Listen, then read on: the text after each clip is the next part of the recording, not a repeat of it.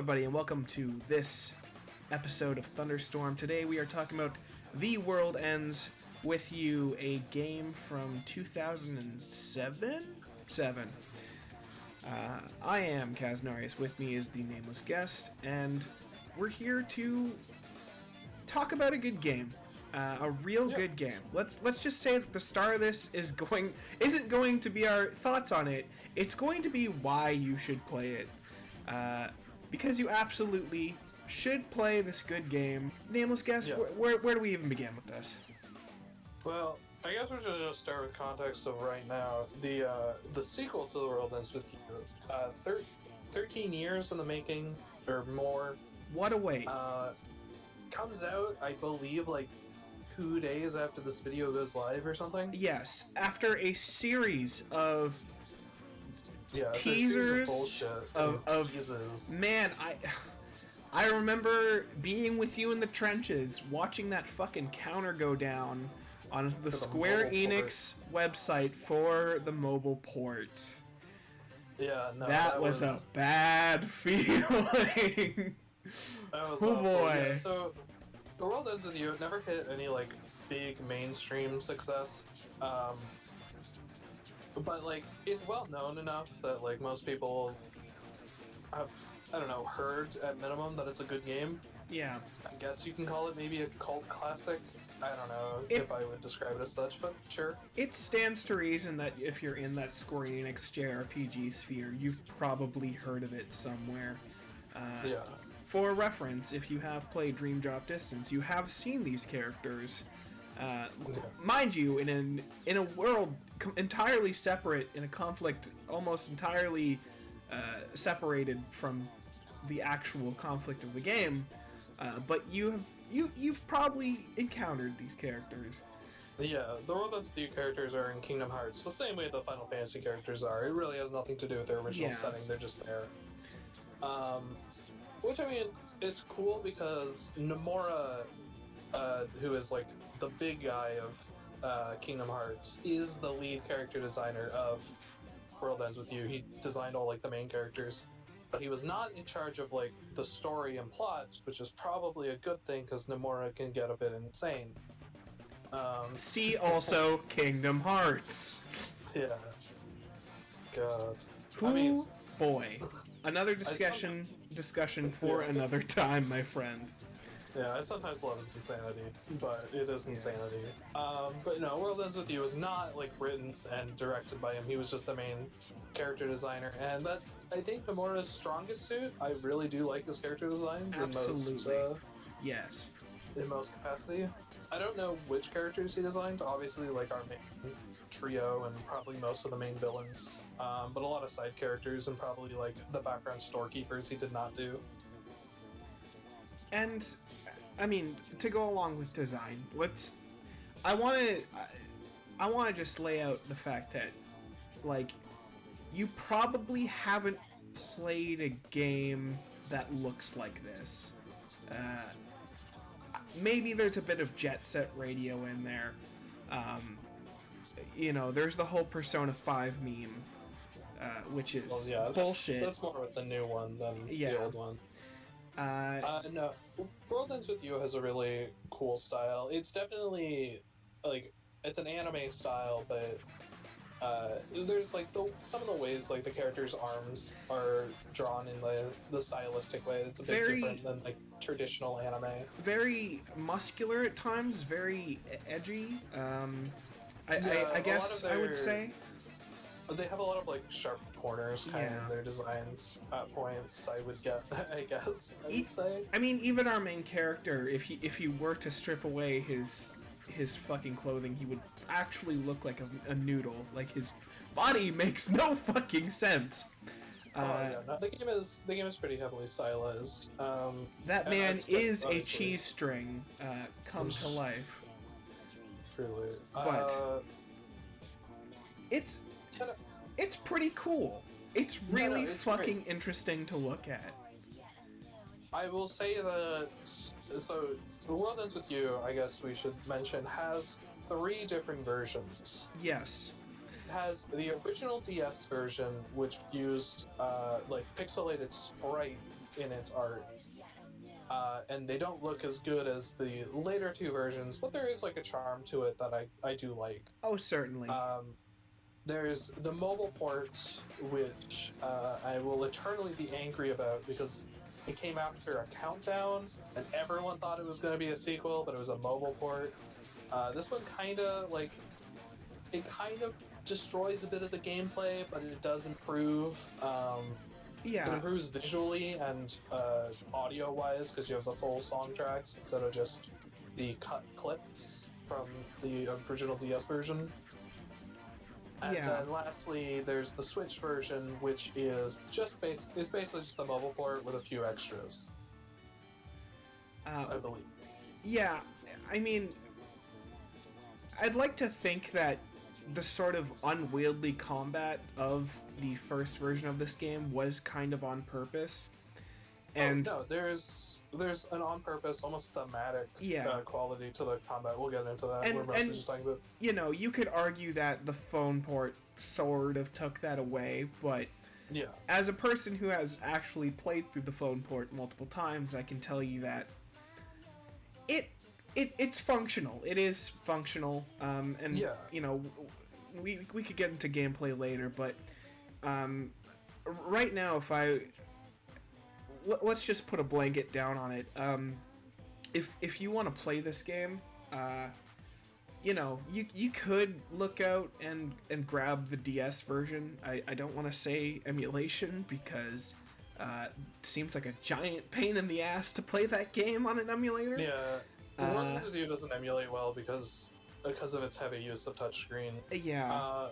I would say play the DS version if possible. If you have a friend who has a copy, borrow it from them if they don't mind you deleting their save file. If you see it in a store used, pick it up. It's great. That's the best version of the game ultimately because it has the original combat. It is how it's supposed to be intended, yes.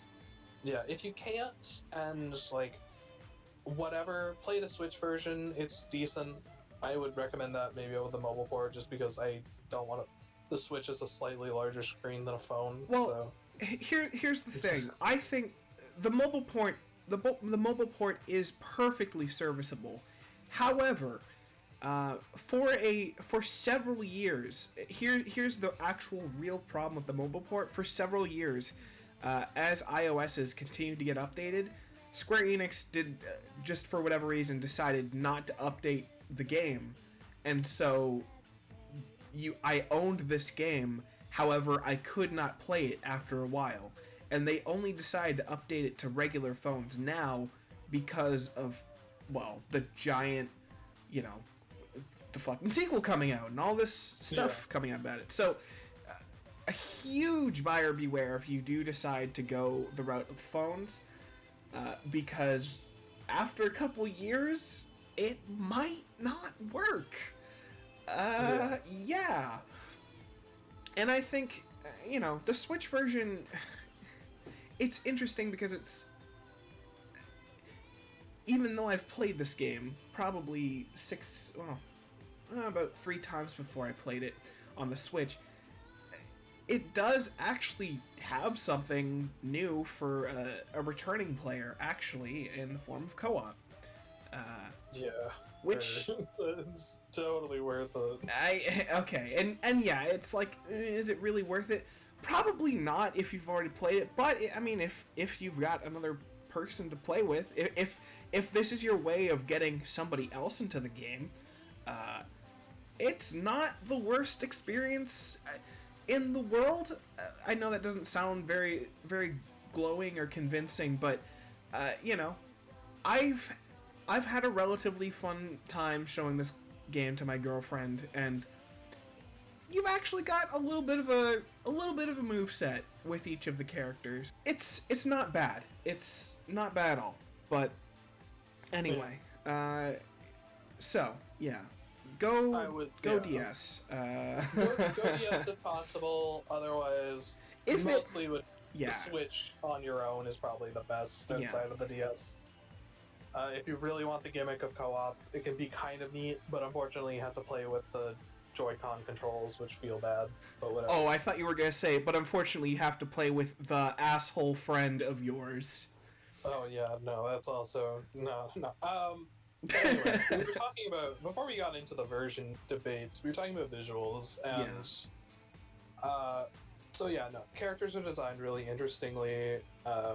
As we already mentioned, even the background is kind of cool because all the buildings and shit are like slanted, and all the backgrounds. It gives it depth in this 2D plane, and it's imposing and striking. And oh man, sorry if I'm cutting you off, but then there's all this graffiti art, and I didn't really give a shit about like any kind of graffiti art until I played this game. Like, all of it is just so visually interesting in so many corners of this game. Art is so huge in like both as a as a thing you just walk past, and also for the themes of the game, which of course we'll get into later. We'll get into. It's really cool to look at. All the backgrounds and stuff are cool. There's the enemy designs. You mentioned graffiti art, and all the enemies are a blend. They're a blend of an animal and graffiti art. So it's like a wolf, but its front paws are like this cool like graffiti style claw. Yeah. Instead of just like a regular wolf's foot, and it's really cool, and I really like that. And it's same with all of that. Like, there's a porcupine enemy who's like all the quills at the back are these like cool graffiti quills that it shoots out at you and stuff. There are birds that are assholes, and their heads are like, how do I even describe it? It's like this weird, edgy, like blade coming out instead of like an actual like bird head. Yeah, for sure. Yeah, the crows and whatnot. It's like it's a bird, and then there's like kind of like a skeletal graffiti thing for their head and like on the wings. It's super neat. I love the enemy designs for that. They're all really cool. That blend is super, and I've never seen another game do anything kind of like that. Yeah, I love the game visually. The last thing I really had to talk about visually is in the game, your attacks come from pins. Yeah, like graphic design pins that you wear on your character, I guess. And there's like 100 or something, like maybe 200 pins in the game. I'm not sure exactly. And they all have like really neat designs on them. Like, they all look really cool. I mean, obviously there's a few that probably look stupid, but the majority of them look really nice. Yeah. And they're always on screen when you are battling, so you'll see them a lot. And it's kind of neat to see, like, oh, okay, it has this image on it. How does that correlate to its attack, kind of thing? And sometimes it fits really well, and sometimes it doesn't fit at all. I would say a lot of the time it doesn't really fit at all, but they're still pretty cool to look at, I think. Neither of us... another striking thing about this game is that neither of us are really, like, big music nerds. And certainly you less than me. Yeah. But this game, I know a couple years ago, you knew like the lyrics to at least some of the fucking music in this game. It has a way of getting into your head and just occupying that fucking space. I'm talking you'll hear it throughout, but it had my personal favorite. I mean, first of all, this was like my favorite game of all time for a while, but it had my personal favorite soundtrack in a game, period, until Final Fantasy XIV became a thing. But even then, it's kind of cheating because it has multiple expansions, whatever. I think as like a whole, the soundtrack is one of the best ever. I don't even really want to describe the music too much in this because I can't, because it goes over so many different genres anyway, so it doesn't really have like a defined theme, but it's all really good.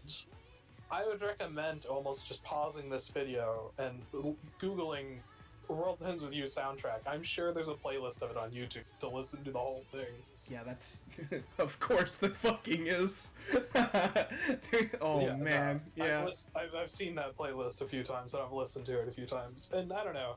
Check out some songs. Calling, 3 Minutes Clapping. Twister. I don't know. Twister, Deja Vu. Like, it's all great. You probably won't... You probably won't actually pick out most of the lyrics at some of these parts, because it is notably English. So... I mean, there are points even in 3 Minutes Clapping, which might be both of our favorite song in the game, where it's like, oh, I look at the lyrics and it's like, that's not what I heard. Yeah, no, that can be...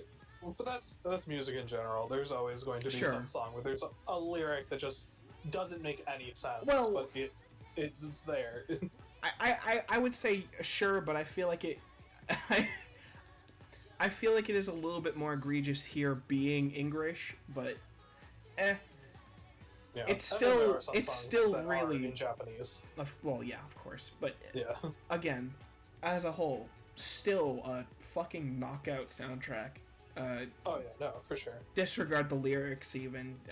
It's still all great stuff. I suppose we should get into combat. Yeah. Let's get into maybe combat story first. Well, okay, yeah. There's a bit of both. Yeah. Because we can talk about combat and kind of get back into its thematic qualities. Yeah. So in World Ends With You, I'm primarily going to talk about the DS version.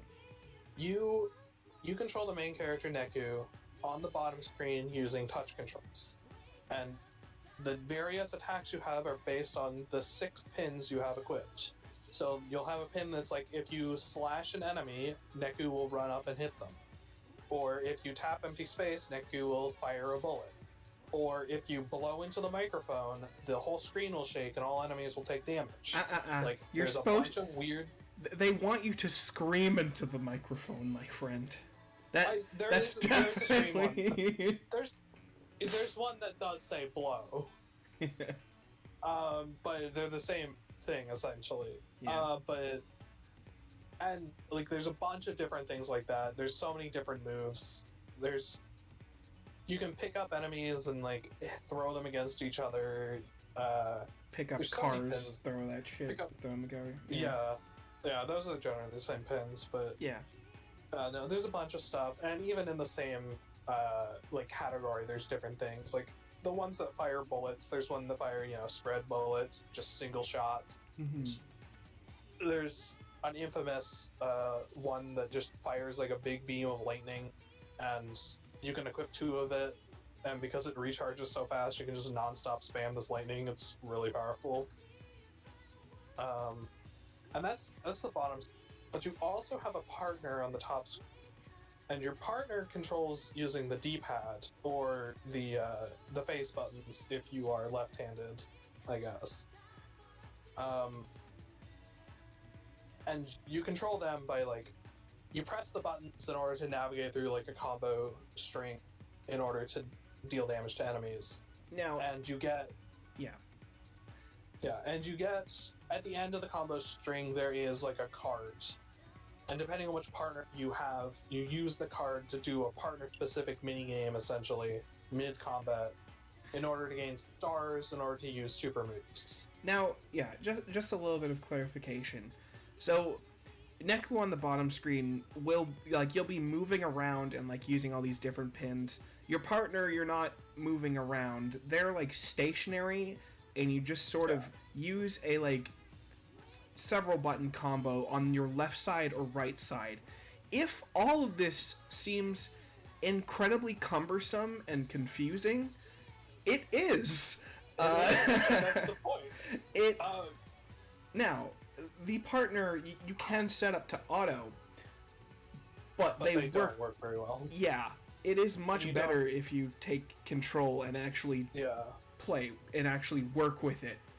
Yeah, I don't think you get stars when you let the auto go, so you don't get... you need, 5 stars in order to do level 1 super move. I forget the exact number. So, it's not always a great idea to do that. It's never actually a good idea to do that. You should always try to be controlling them.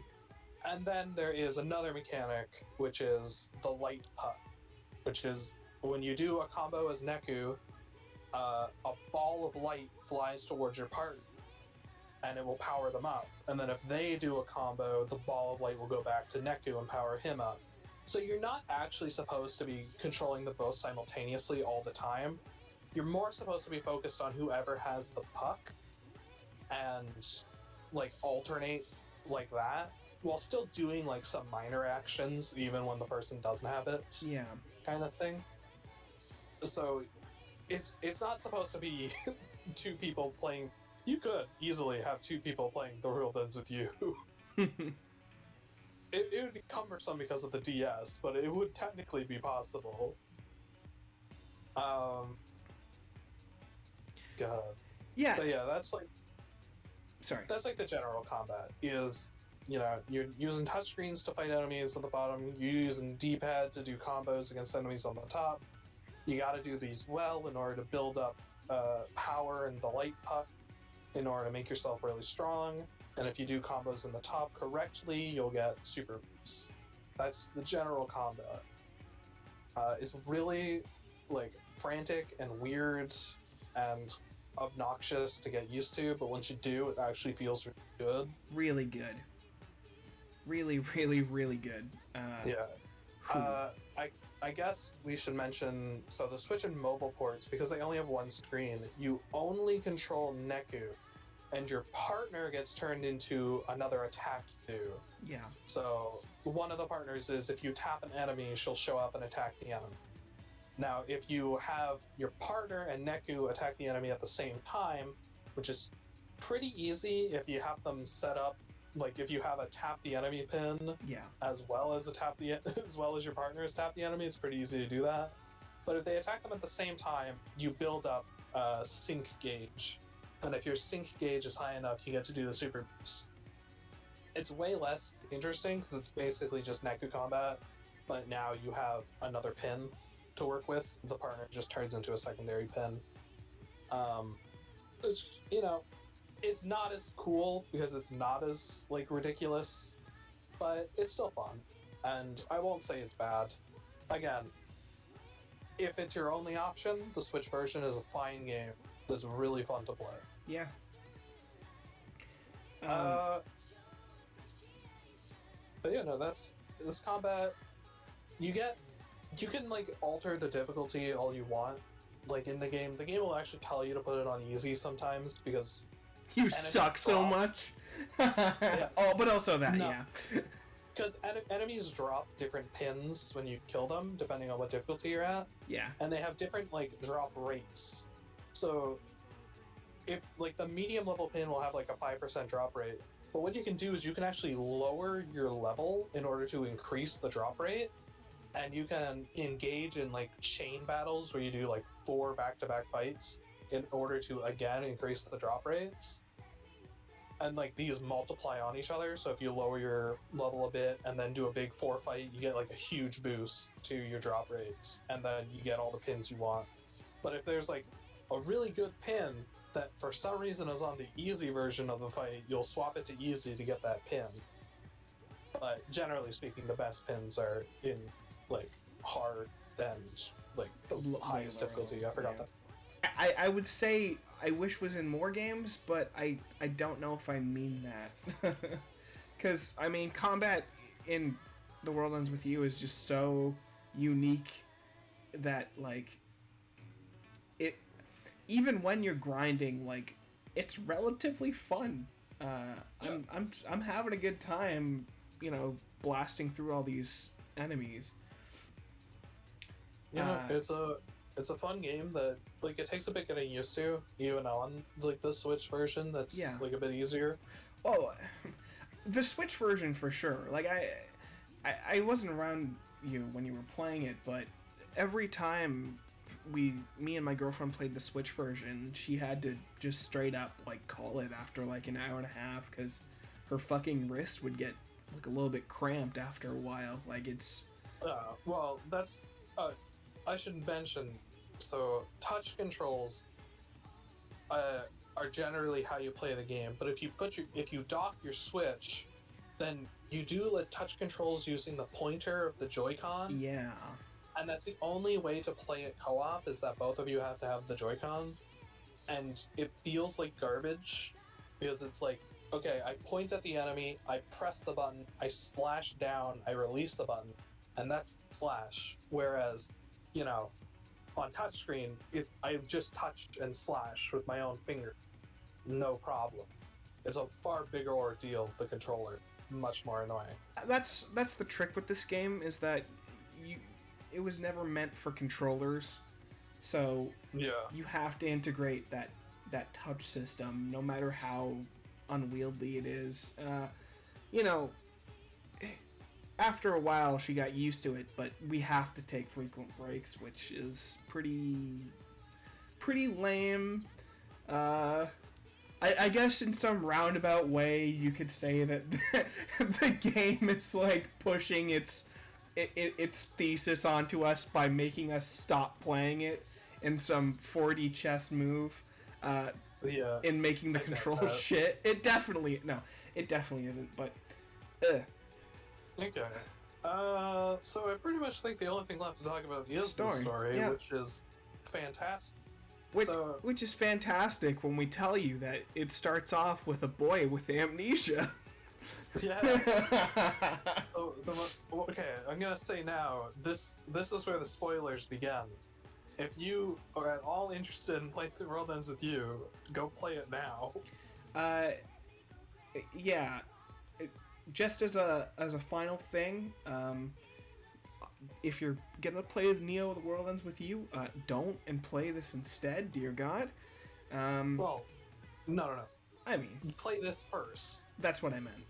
My bad. Yeah, you make it sound like Neo is bad, despite the fact that it's not out yet. Dear God, yeah, why would I? Hoof. Man. Yeah, no, definitely play The World Ends With You before Neo World Ends With You. If you're at all interested in either game, you should play World Ends With You right now. Okay. Yeah. Now we talk about the story, and yes, it does begin with an amnesiac protagonist in our JRPG. Everyone's favorite trope. Buddy Boy he wakes up on the Scramble Crossing. Oh, sorry. Actually, before that, we get a brief thing of him just walking around. Just being a piece of shit? Ooh. Yeah, he just basically tells people to get out of his way. I don't need other people. Other people just get in my way, and I hate them. I got my values, so you can keep yours, okay? Yeah. Yeah, he is not starting this game off on a good foot. He is a piece of garbage. Yeah, no, he really hates other people, which is shown very clearly very early on. But no, he wakes up in the middle of a crosswalk, the Scramble Crossing in Shibuya. He has no memory, and he gets attacked by frog creatures with graffiti legs. Terrifying. Yeah. And the most terrifying of the noise. And he's got to bounce. Yeah, for some reason the run option is just called Gotta Bounce. I mean, I find it endearing because Gotta Bounce is like, it's so, to us it's like, so, it's almost archaic, but I like that the game is like a reflection of the time that it came out. Like, obviously with the soundtrack too, but like, in so many ways, like the characters talk and like use weird, I don't know, just their weird like mannerisms and the way they speak. A lot of that, and the fact that there's a character with a blog. Everyone's got fucking flip phones. Like, yeah, no, for sure. It feels a bit older now. Yeah, but it's Shibuya in the 2000s. I mean, obviously we've never been, and we don't actually know the culture there, but we can pick up that it's from that time period. Anyway. Yeah. Anyway, so you run away from the frogs. There's a cool intro sequence where it shows off like all the major characters. That's not really important to the plot. It's just really cool looking. Yeah. you get introduced to our secondary protagonist, Sheik, who forms a pact with our main character, and together they defeat the frogs using the psychic powers they get from the pins that they're wearing. Yeah, I mean, it's cool. Not much else to say there. Yeah, Shiki is kind of just like a nice girl who, like, an average teenage girl, basically. Yeah. From appearance, and like characterization. And she kind of gets annoyed at how Neku just like brushes her off the whole time and literally tries to like walk away, despite the fact that she's told him that they're participating in something called the Reapers game, which it's a 7-day game where every day the players receive a mission, and if they don't complete the mission, they get erased. And the noise, which are the monsters that attack them, will also try to erase them throughout this. And there are Reapers who will send noise after them in order to erase them. So it's a big death. And Neku just doesn't care. He's like, because he has no memory. This one makes a little more sense, just because he has amnesia and he doesn't remember anything. Yeah. So him being like a little bit like, why am I involved in this? Why should I care? Makes a little more sense. But he is a total dick to her, and constantly refers to her as stalker because she follows him around a bunch because, you know, they're partners and all players have to work in pairs. But she finally gets him to agree to do the mission, which is just to get somewhere, and they get to the place, the 104 building, which I believe in actual Shibuya is the 109 building. They get attacked by another Reaper. We learn more mechanics as we do tutorial fights and stuff. Yeah, light puck, etc. Light puck, controlling teammates, yada yada.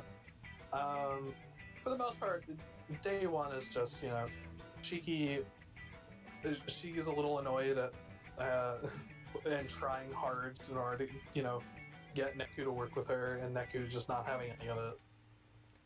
But after that, they fall asleep magically in the middle of the street and wake up somewhere else completely on day 2.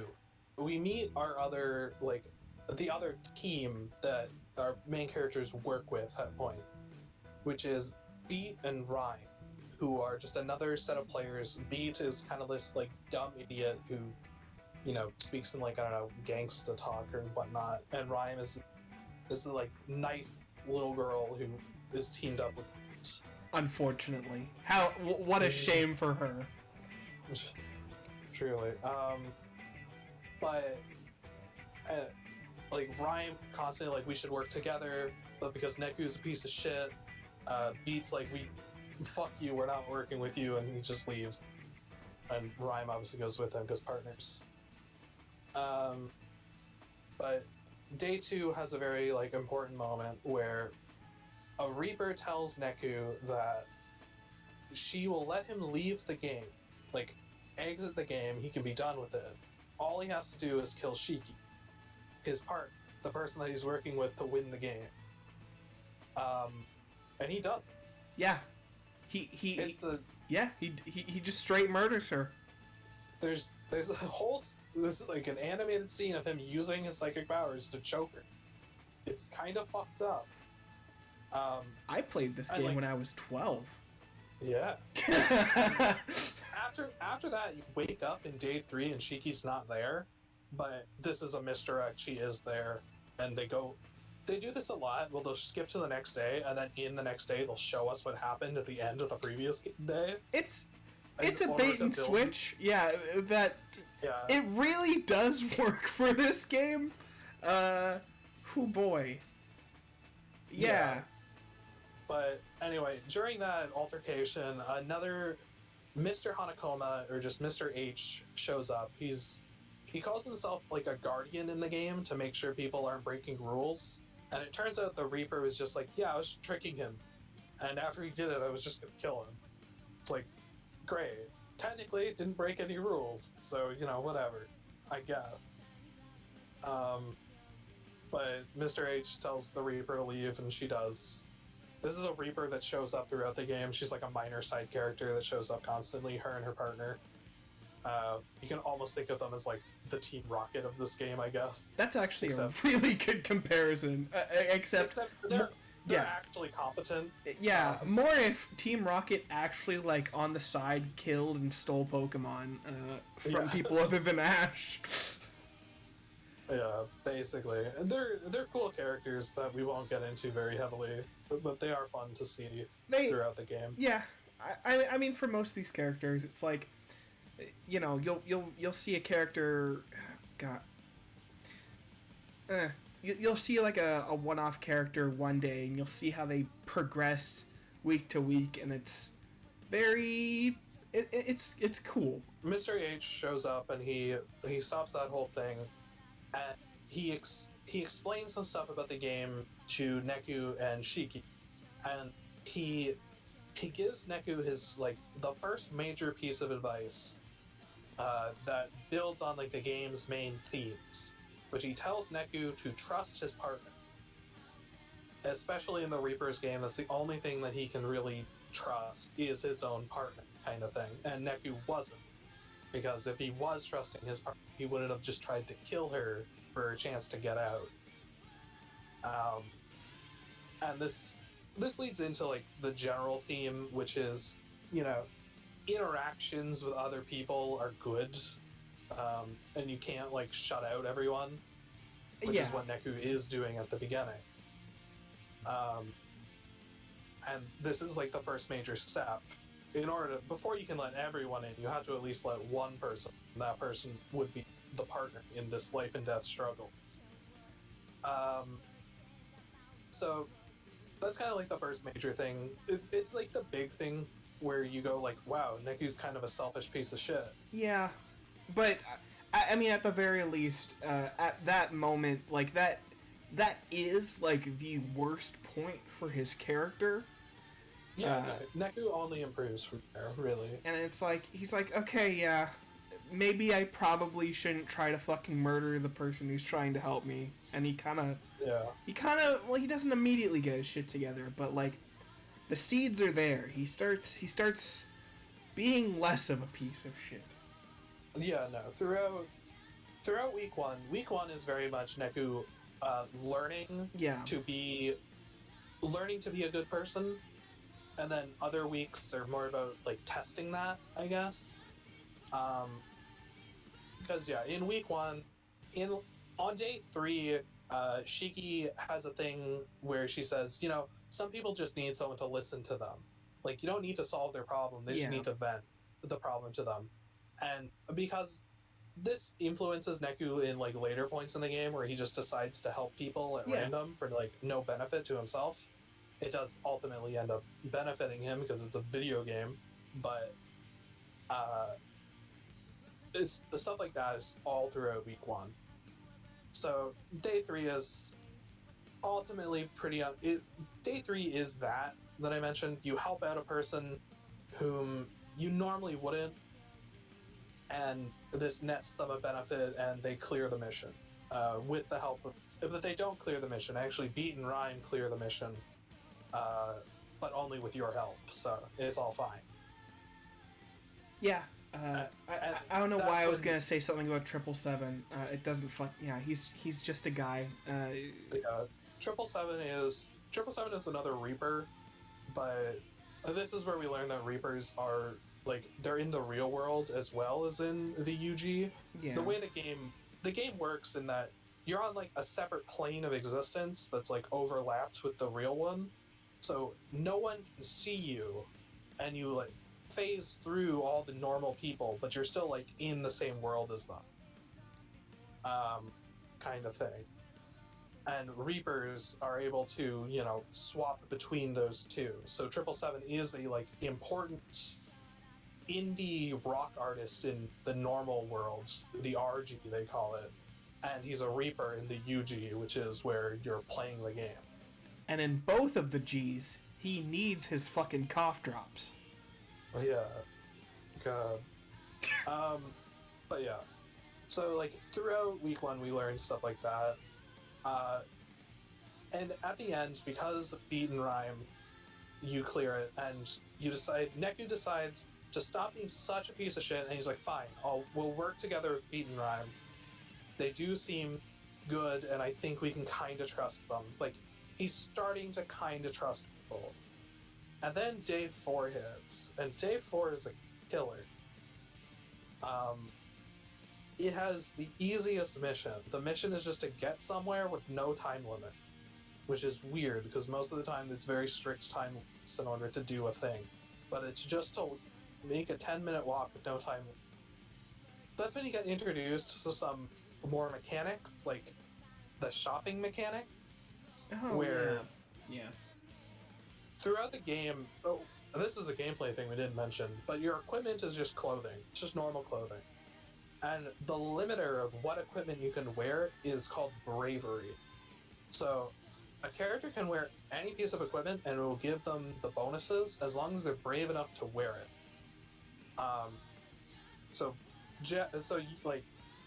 You can make Neku wear like some weird like dress outfit as long as his bravery is like at 300 or something, because it requires a lot of bravery for him to do that. So Shiki naturally starts with more bravery than Neku does, and there's ways to raise your bravery throughout the game. Yeah, and I was gonna say, generally speaking, the best equipment does have the most, does take the most bravery. So men lose again. Women forever. Hashtag girl power. Start wearing a dress, bro. All the endgame equipment is generally it's like a certain character's jacket or something, and for some reason that jacket requires 300 bravery, despite the fact that it's just a normal leather jacket. So don't worry, if you feel really weird about putting Neku in a dress, you won't have to do it to be good. It's still funny though. There's even points in the game where someone will like, you need to do small challenges in order to get past walls in the game, in order to get to new areas, and like some of them it'll be like, come to me wearing all this like really like girly fashion item, and it's kind of funny that you have to do that in order to progress.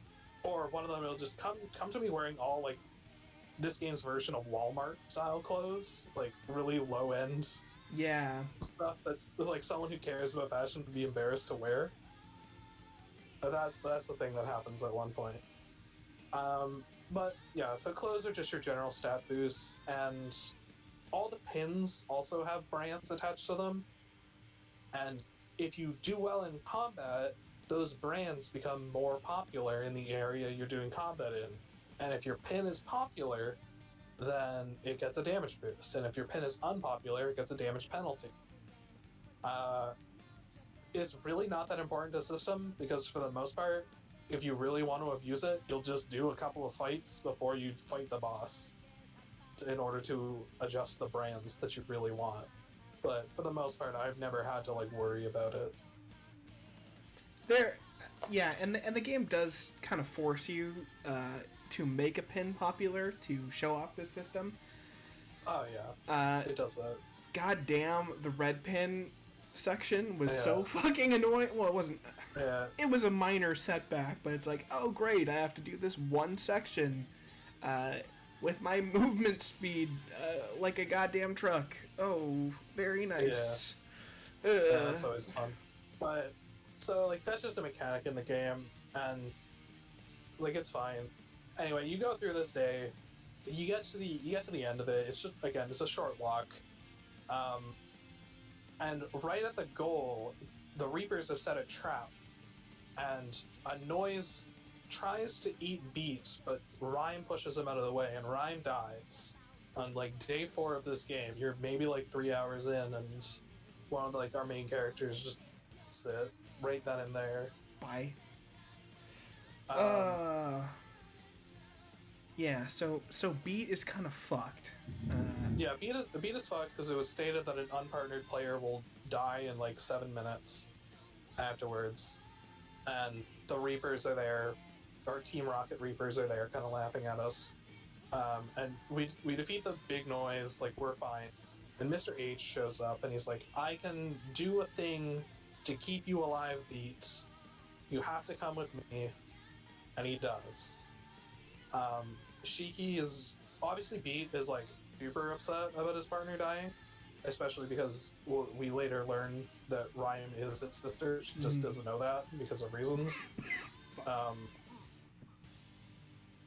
And like Shiki's upset about it too, and Neku doesn't show that he's upset about it. He actually more shows like just kind of anger at the whole situation. Yeah, and like uncaringness. He says this bit about who needs friends anyway. They constantly like they hold you back. They well, he says that, like they pretend to agree with you and you laugh and you start to care about them, only to then get hurt. So it's clear that he actually was starting to like Rhyme and Beat, and he is actually emotionally hurt by Ryan dying. Like he is angry and sad about it, and it's just kind of proving his worldview. Because I believe if you go into I forget if this is actually in the game or if it's in some supplementary material, but Neku's backstory is that one of his friends dies in like a car accident or something. Yeah. And that's one of the main reasons that he just doesn't like people, because he doesn't want to get close to anyone so that he can't really lose anyone either. And this is kind of it's sort of like shows that the entry fee thing is like there's a little bit of workaround room, because obviously Neku doesn't have his memories, but he keeps his principles of being a dipshit. It's magic. So magic, yeah. Fuck it. So like he's clearly upset about it, but Shiki's kind of like annoyed at him for being like really cold about it and saying like, because Neku's saying like, this is why I shouldn't have friends. Shiki's like, how could you say that? She died. She was your friend. Yada yada. But it's just because of Neku's worldview and that he is legitimately hurt by this. It's not like he's an unfeeling monster at this point. It's just that he doesn't, show that to the world. We get to see that because we see inside his mind. I like it. But that's pretty much the last we see of Beach for the majority of week 1. After that, it's pretty much just Neku and Shiki. And then we move. Day 5. Day 5 is a minor one where part of the mission is resolving a fight between two friends under a really simple misunderstanding. Yeah. And it shows like friendship is just an endless stream of compromises and no one really gets what they want, kind of thing.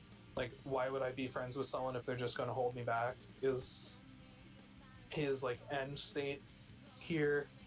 But like Shiki clearly doesn't believe that and says, no, like, sure, you sometimes have to compromise, but in the end, your friends can help you and it can lead to something better, which is legitimately what is happening between the argument between the two high school girls that you stop. Yeah. Like, it was just one friend trying to help the other, but in like a surprise kind of way, and because it was a surprise, it got misread. But in the end, everyone was happy, and it was a good end to that. I mean, in the end, she, even if she was cheating on the other chick with Makoto ends up being an asshole anyway. So everybody wins if. Yeah, that's the lesson here is that everybody wins if you're actually an asshole to your anyway, sorry. No, Makoto. Yeah, we'll talk about Makoto in the next day because he's important to that in day 6. I guess it should be noted here that the role of noise and what they actually are is that they're sort of an amalgamation of negative thoughts that sort of they're creating. They're negative thoughts and emotions. So like a lot of times in like a week, like the mission will be like, clear the noise from this area, and it'll be because two people are having a fight, and because they're having a fight, they're angry at each other, and it's generating a lot of noise. So you try to destroy the noise, it doesn't do anything, but you resolve the fight, and then you can easily clear it out. There's other times when a character's like really depressed, and you can notice it. They're possessed by noise, and using that, like if you clear that noise, they clear out of their like depressed state.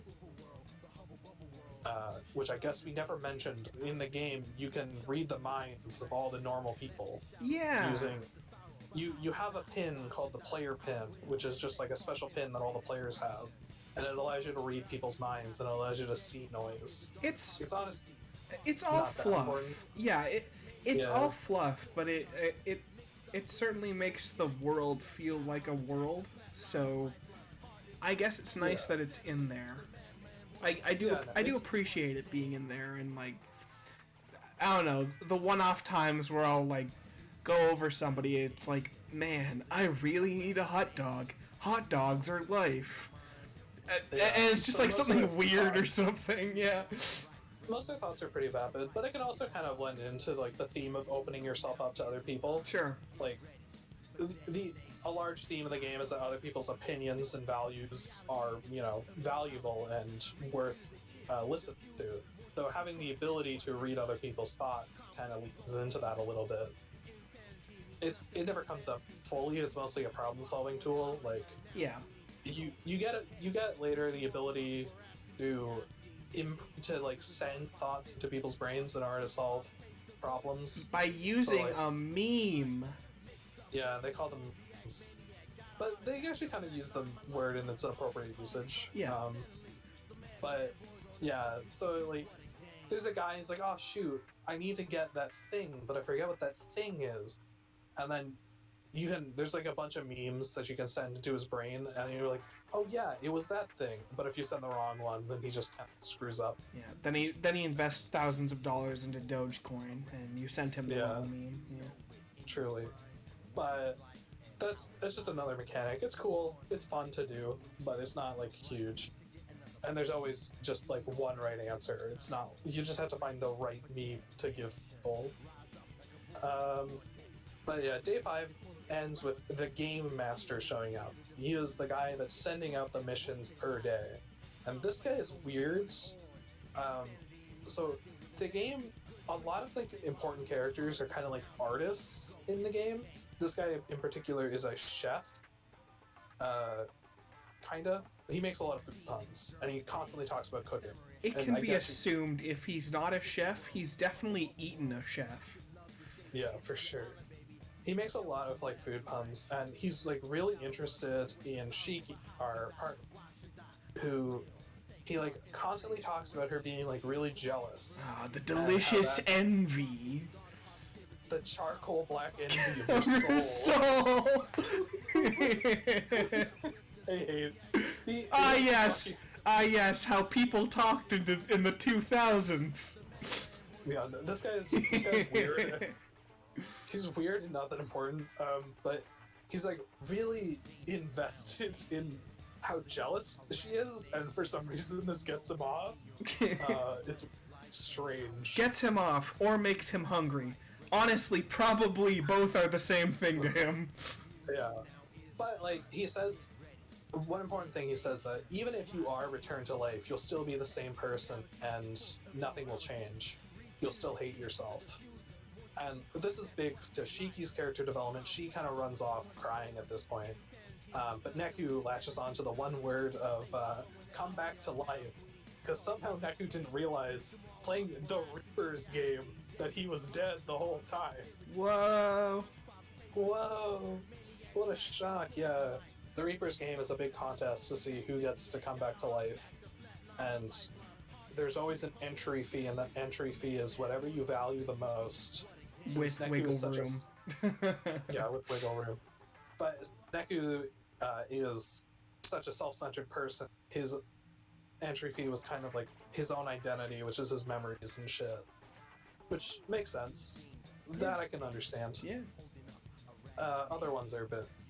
Shiki's in particular. Day 6 is... Day 6, for the most part, Shiki is being like really flaky and doesn't really care because she thinks that she listened to the guy and was like, you know what, he's right, I don't deserve to come back to life. I would still just be the person I was before. Mm-hmm. But the main mission of that is to promote these red pins. It looks just like the player pin, except it's red with a black skull. And you promote it by doing battles while wearing it, and it's a detriment pin that makes you play worse. It's an annoying section, but whatever. But it's unreal, bro. Yeah, it's unreal. Totally gnarly. Totally gnarly.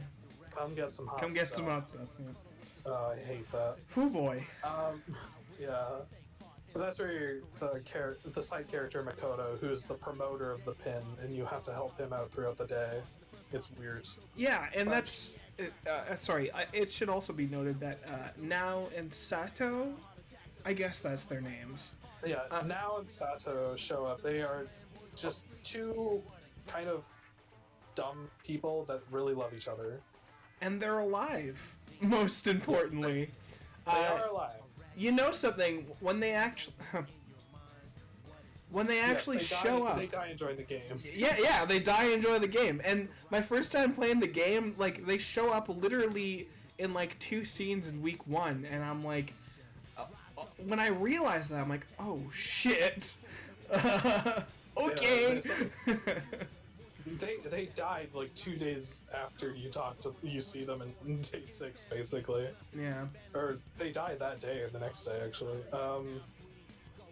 But yeah, you promote the red pins, and Shiki is all depressed throughout the day and doesn't really care to do the mission.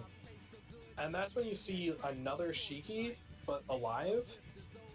And that's when you learn Shiki's whole backstory, which is that her entry fee was her own appearance, and now she looks like her friend Eri.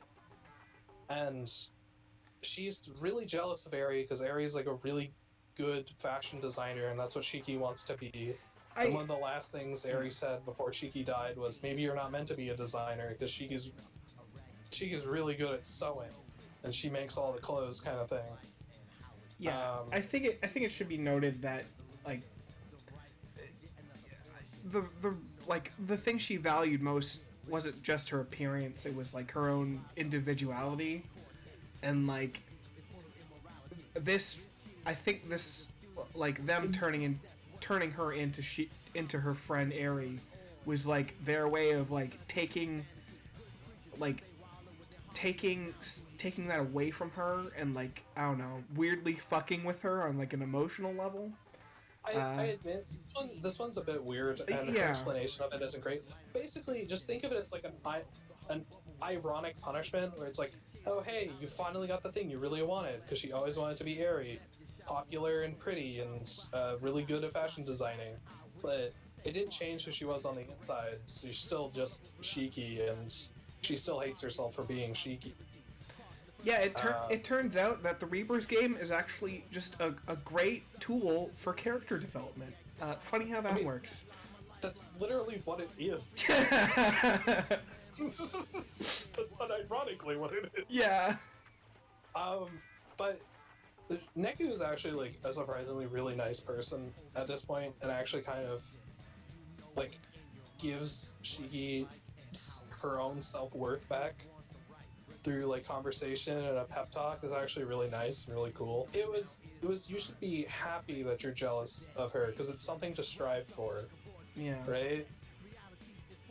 Right, like, you're not Eri, you'll never will be, but that doesn't mean you should stop trying, and you should strive to be what you want to be, kind of thing. Like, he gives, like, a pretty good pep talk there, and it really knocks Shiki out of her depressive funk that was going on throughout all of day 6. And it shows some of Neku's character growth there, where, you know, he's learning that helping people is good, and that people have value, particularly Shiki. Yeah, and she on like a bigger level, like, understands, like, the value of herself, rather than, like, putting this fucking tremendous weight of, like, her friend on her. We also get to see that Eri, because we listen in on it, Eri thinks similarly of Shiki. Like, Shiki put Eri on a pedestal, but Eri is also kind of putting Shiki on a pedestal, and they're both kind of jealous and, like, they both, like, admire each other. Mm-hmm. And Shiki never really knew just how much Eri admired her, and that helps a lot, probably. Like, it wasn't some, like, one-sided relationship that Shiki thought it was. It was actually, like, a real partnership. I would say if you were to get into, like, a critique, that part felt a little bit extra. Like, I was just kind of okay with leaving it at that, and then that kind of felt like the game saying, oh, also, by the way, this character entirely validates that. And it's like, did we really need that? It is a bit convenient, but I do like that it shows us that like, partnerships between people work because of mutual respect and stuff, of course, and I like that. It works. That's day 6. You promote the red pins. This is important. They become really popular throughout the game. And Ishiki stops being depressed. Neku shows that he can be a good person. In day 7, you kill the DM. That's the end of day 7. Yeah, basically. The game master shows up, and he's like, "Oh man, you're no longer jealous anymore. Now how am I gonna make my excellent meal out of you?" I'm so confused by this guy. I mean, when you erase people, you're destroying their soul. Is he eating their soul afterwards? Man, like, top 10 saddest moments in anime. The game master not getting his meal, gotta be up there. Yeah. Anyway, the game master turns into a giant, like, goat noise, and you beat the shit out of him, and you win. It looks cool. Yay. Yeah, it looks cool. When you get him to half health, he says, "Now we're boiling," really angrily. I always remember that voice line. There's not much to that. Day 7 is mostly just we're really determined, we're gonna win, we're gonna come back to life, and we're gonna become better people. Yeah. Which is what Neku is literally like the polar opposite of where he started. Basically, he's not like all the way, but he's definitely starting to understand that, like, people have value. He particularly values Shiki. Yeah. Learning to value one person is definitely a good start. You beat the game master, and then immediately Neku wakes up in the middle of the Scramble Crossing on day 1 of week 2. Wow. They do that.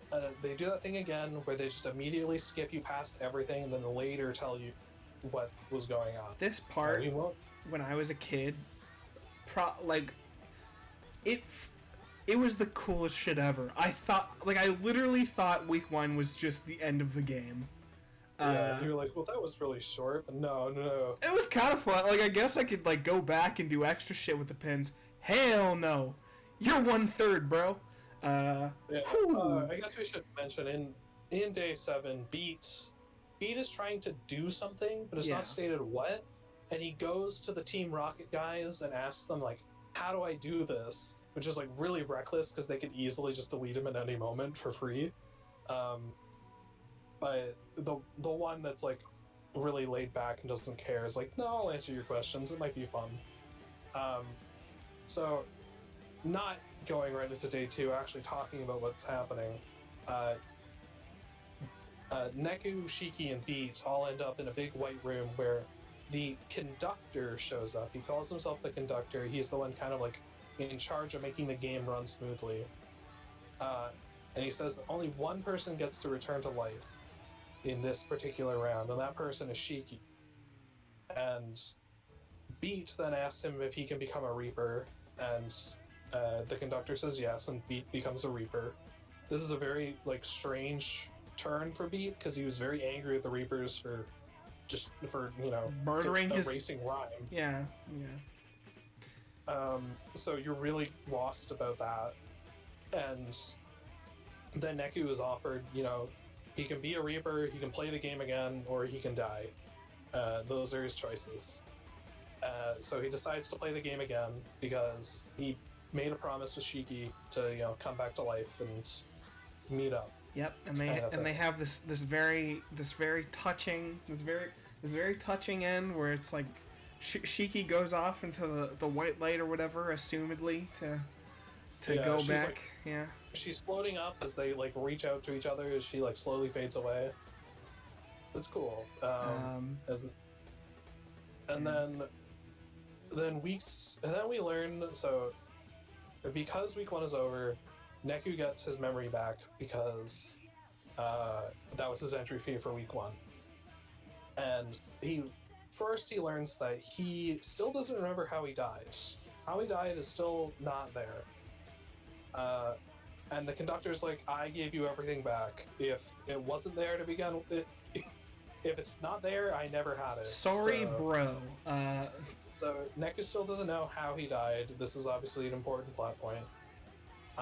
But then the conductor informs us that we have a new entry fee, and that entry fee is Shiki. So Shiki has become the most important thing to Neku right now. The absolute fucking poetic irony of having this character have such a fucking arc and then immediately get punished for it is absolutely wonderful. It is one of those turns in video games where it's like it really hits you because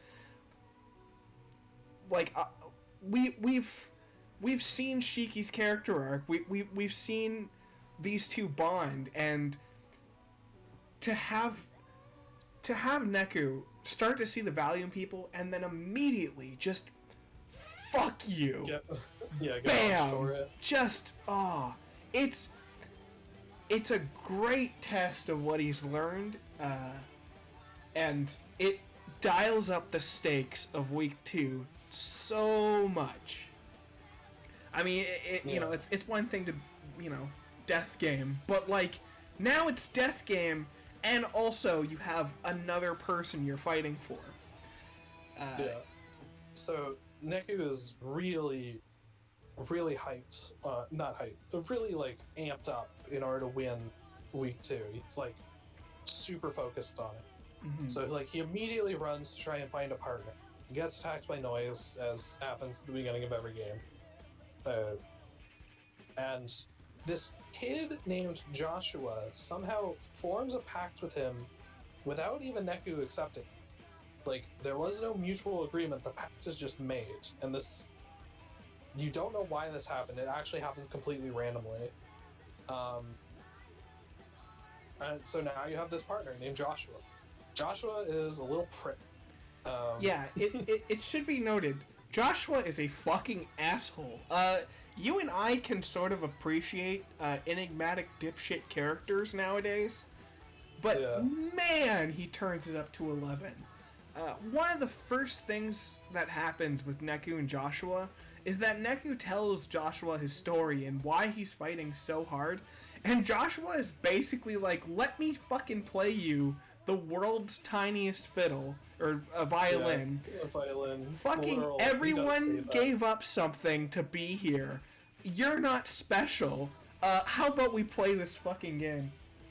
Yeah, so, like, in week 1, Neku's learning to appreciate and work with other people, but he's doing that with a really nice person. Yeah. Like, a genuinely nice, good person. Joshua's, like, kind of learning how to deal with, like, difficult people that you don't like. Oh, yeah. Now, there is another thing separate from the story that I think is sort of interesting here, that I think's worth bringing up, is that all the music in this game is diegetic. It's all to be assumed that it's everything you hear on screen is going through Neku's headphones, which we'll get into later, but it's a symbolism of his social isolation. He wears them to block people out. But and it just works because you're hearing music all the time. It should be noted here. Oh, sorry. I was going to say, not all the music is diegetic. Sure. I'm sure some of the background tracks of some important cutscenes are not, but for the most part, like, overworld music and battle music is assumed to be diegetic. I think it's worth noting here that I believe when we meet Joshua, or one of our first conversations with Joshua, is the first use of 3 minutes clapping, and I don't know if you remember it. I think I'm pretty sure it is, and I think it's it's just such interesting storytelling on like that level that Neku is kind of changing up his playlist as he like bonds and meets new people. Each week has a different set of songs for the overworld. Like 3 minutes clapping, like to get a little bit into it. Like it is like very much like a, like until the time is up. Like it's so much. It kind of like symbolizes Neku's like. He wants to do the thing. He needs to do the thing. We're not listening to fucking Calling. We're not listening to Deja. We're not listening to O-Parts. That was the Shiki line, okay? This is do or die. We are in this to win, and I feel like a song like 3 minutes clapping like really signifies that. Comparatively, when you do eventually get your third partner, why am I even being on the bush? Haha, pun intended. There's a bunch of hip hop tracks that play, both I believe in English and Japanese. So, I again, just from the diegetic perspective of storytelling, it is like hearing the different music throughout the game is symbolic of Neku opening his world, which is neat. Yeah, it's neat. It's good. Joshua is still a prick throughout all of this. Holy shit! But I guess before we get into week 2, week 2 is a scam. Like, it's the biggest ruse ever. So week 2, the first mission of week 2 is the same mission as the first mission of week 1. Get to 104. Get to 104, but it's presented as like a math puzzle because there's a new game master, because obviously we killed the last one. And this new game master is awesome. He's the best, man. He is a fan favorite character. Everyone loves him because he's so entertaining on screen. Yeah. We get to the 104, and there's like a big pile of garbage just in the middle of the street. Presumably only in the UG, because I don't think the normal people see it. Yeah. And on top of it is the Game Master, and it's really weird for the Game Master to show up on day 1. But he talks exclusively in math puns and like math references. Everything he says is a math joke. His classic line is "so Zeta slow," which he always says because you didn't get there fast enough. He talks about how like the weight of your importance is on like the subatomic level using just other math references. He's great. Did you want to say something? No, not much else to say. He insulted my intelligence, and I loved it. I actually understand most of what he says. You could. I definitely couldn't, but I was still having a pretty damn good time. There are times when he just says like acronyms, like some old horses can hear their masters coming, or something. I forget the exact one, which is just like a mnemonic device for Sokotoa. It's great. He's entertaining because he's just an asshole. He constantly talks about how you're stupid and how he's great. And he just makes art out of garbage. So just like how, again, like a lot of characters are artists to a point, and he is an artist, but only he understands his art. Like the game generally praises his art as like kind of the incorrect way of doing it, which is purely for yourself. Like he likes his art, but nobody else can understand it. Yeah. Because it only appeals to him and like his weird way of viewing the world. And that's what his big garbage pile is. He views it as art. One of my favorite lines that he says is, "Only 2 things are allowed in my game: flawless calculations and beauty," referring to his giant garbage pile, which is not beautiful at all. It's great. He's a cool character. He shows up. He has like a big megaphone that he yells out at people to call them idiots. It makes sense since he's sitting at the top of those garbage piles. Yeah, assumably there's a lot of other players around. I just like to think he will pull it out in front of somebody's face and just start fucking screaming at them. It's hard to fully describe him. You just gotta play the game in order to really get to know. Sho Minanimoto. I never know how it's pronounced. Yeah. Most people just call him like Math Man or Pie Face, stuff like that. Yeah. Pie Face. The Grim Heaper. The Grim Heaper. Yeah, those are things that people call him throughout the game. But yeah, no. That's pretty much day one, is he just calls you a bunch of idiots and he throws some noise at you. Through week 2, Neku wants to do the missions, but Joshua wants to fuck off and go somewhere else. Which, is not normally how this works, but as long as one set of players wins the mission, you win the whole game. Like, as long as a pair completes the mission, all of them are considered completed. You just don't get points, I guess. But Joshua just wants to fuck off and do his own thing.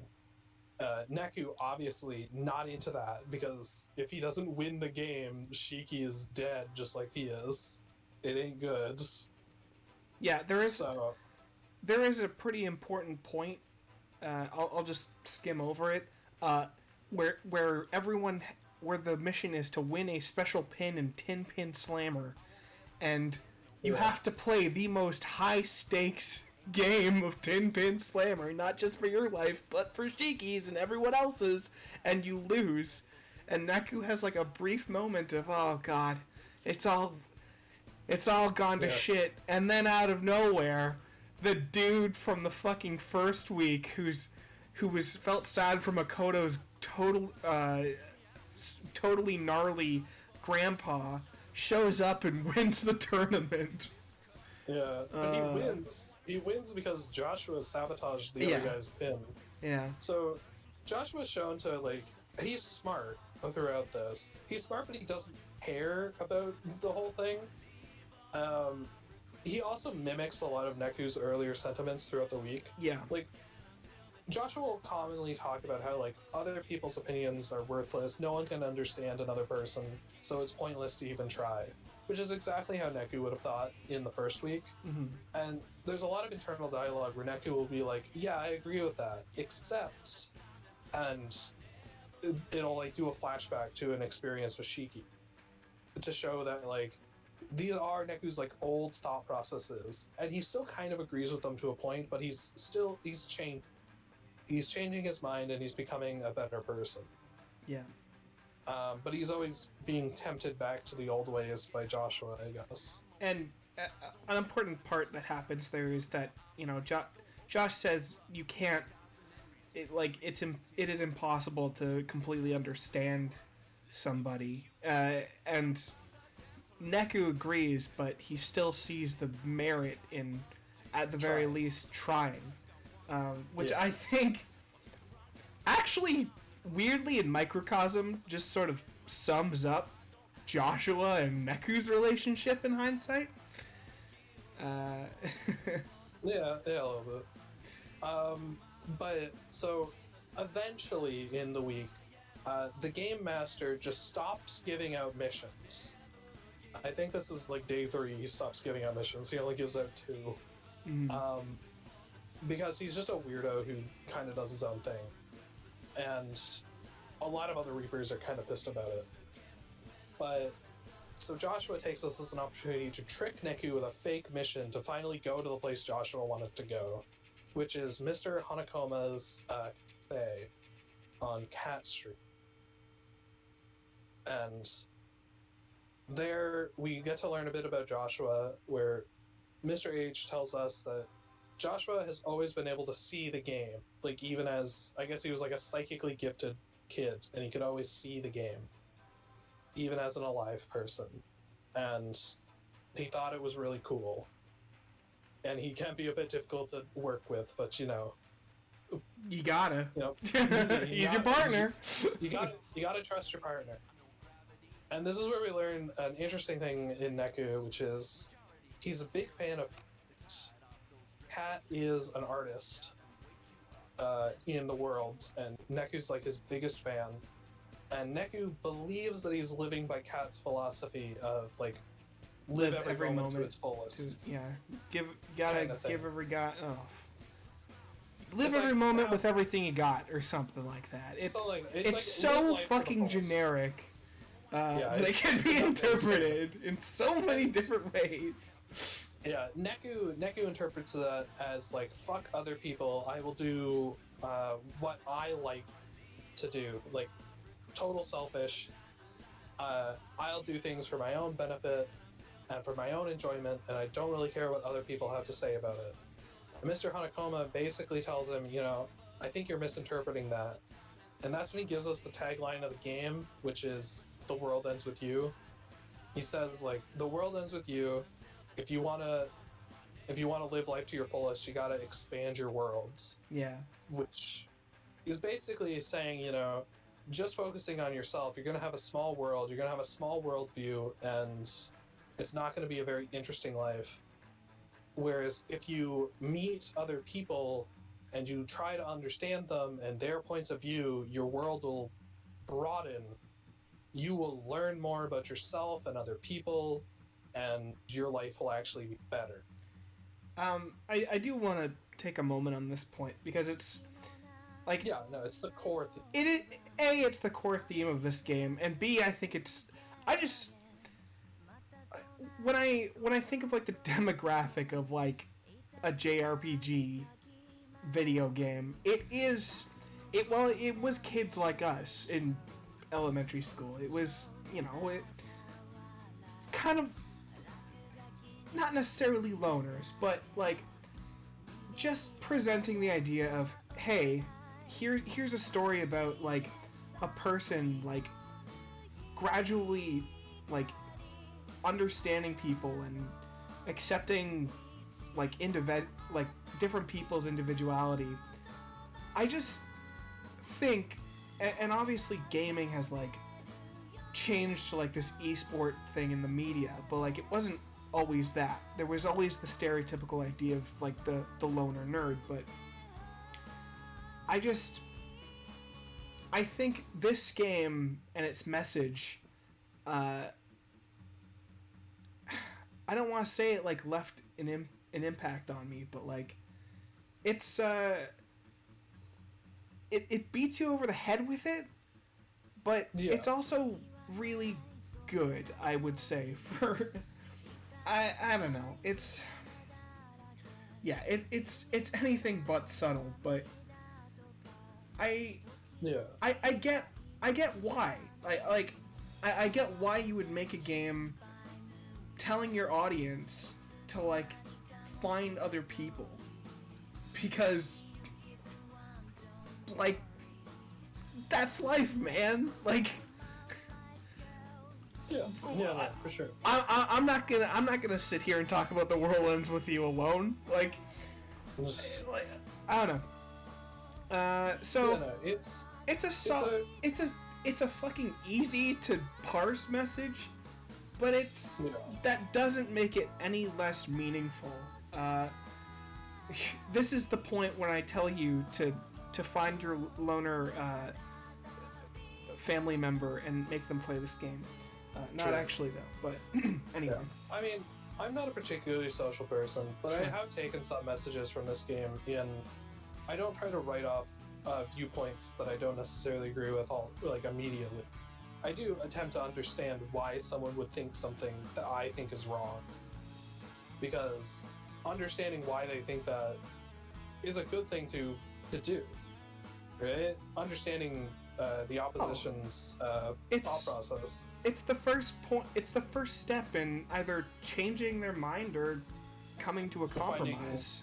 Finding a compromise. Which is as we say it, like Neku views that as a negative thing, and then gradually understands it.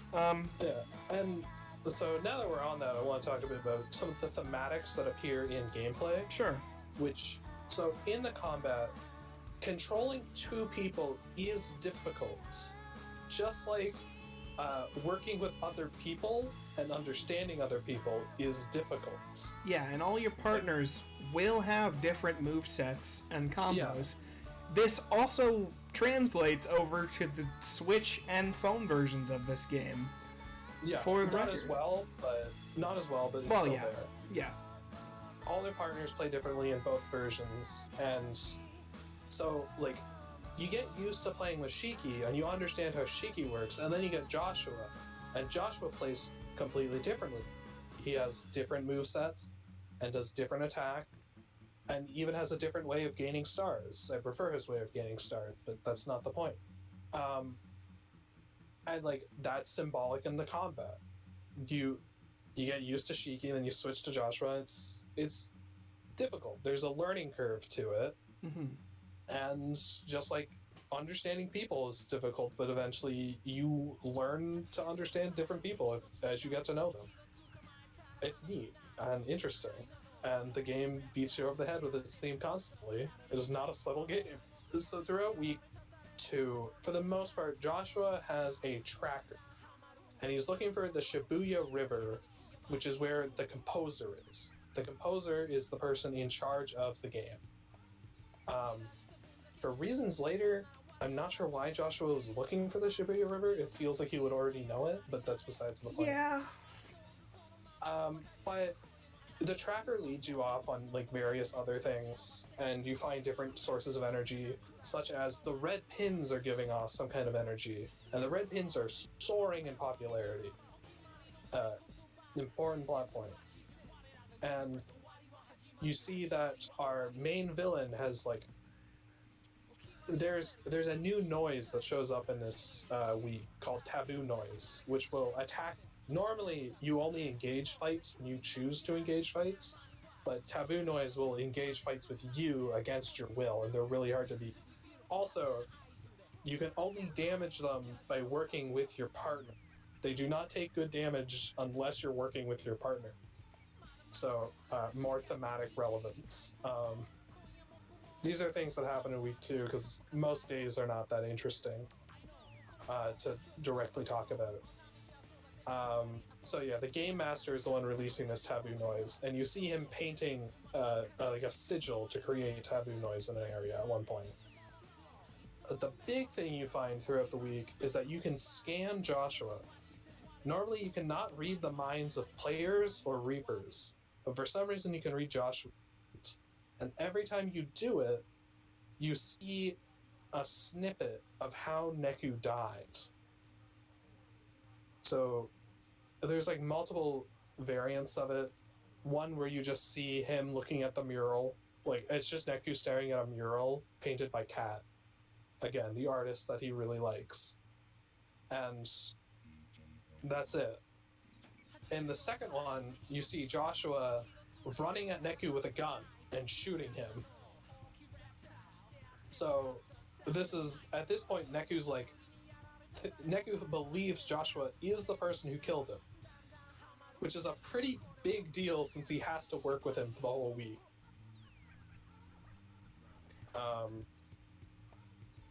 And there are points where Neku literally brings this up with Joshua and says, "You're the one who killed me," and Joshua actually answers with, "And what are you going to do about it?" Let's say I was the person who killed you, what would you do? Because Neku can't do anything. He has to work with Joshua. Oh. That's a really cool little thing. Again, now it's not just working with someone who's kind of annoying to work with. It's working with someone who's, like, actively kind of killed you, potentially. A very relatable scenario, as we all know. Yeah. Well, yeah, it's definitely a fun turn in the story. Yeah. It kind of shows, like, if you were along for the ride for Joshua's fun ruse cruise now it's like, okay, not only is this person, like, fucking around with the game, he's also potentially very dangerous. Yeah. Like, I'm potentially working with someone who wants me hurt for some reason. Like, it's pretty fucked up and weird. And Joshua's really flippant about it the whole time, especially when Neku brings it up. Like, he's just, again, he's like, so what? And we learn at other points Joshua is actually still alive while playing the game, which is not normally possible. Like, it's weird that that is a thing and a violation of the rules. So, since Neku is, partnered with him, Neku's also technically breaking the rules right now, which is putting him and Shiki in jeopardy, so he's even more angry at Joshua. There's a lot of reasons to be angry at Joshua at this point. But you still have to work with him, and Neku just...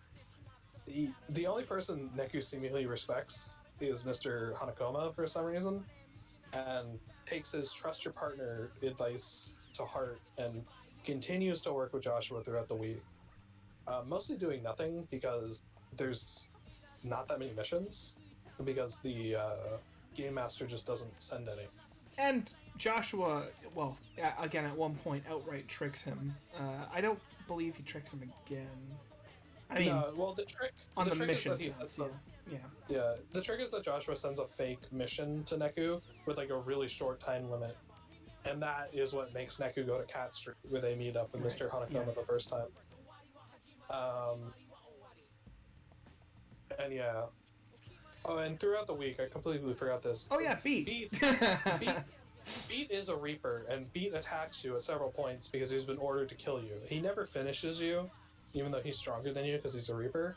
And at one point, he drops Rhyme's pendant, which he still had, and Neku gives it back to him.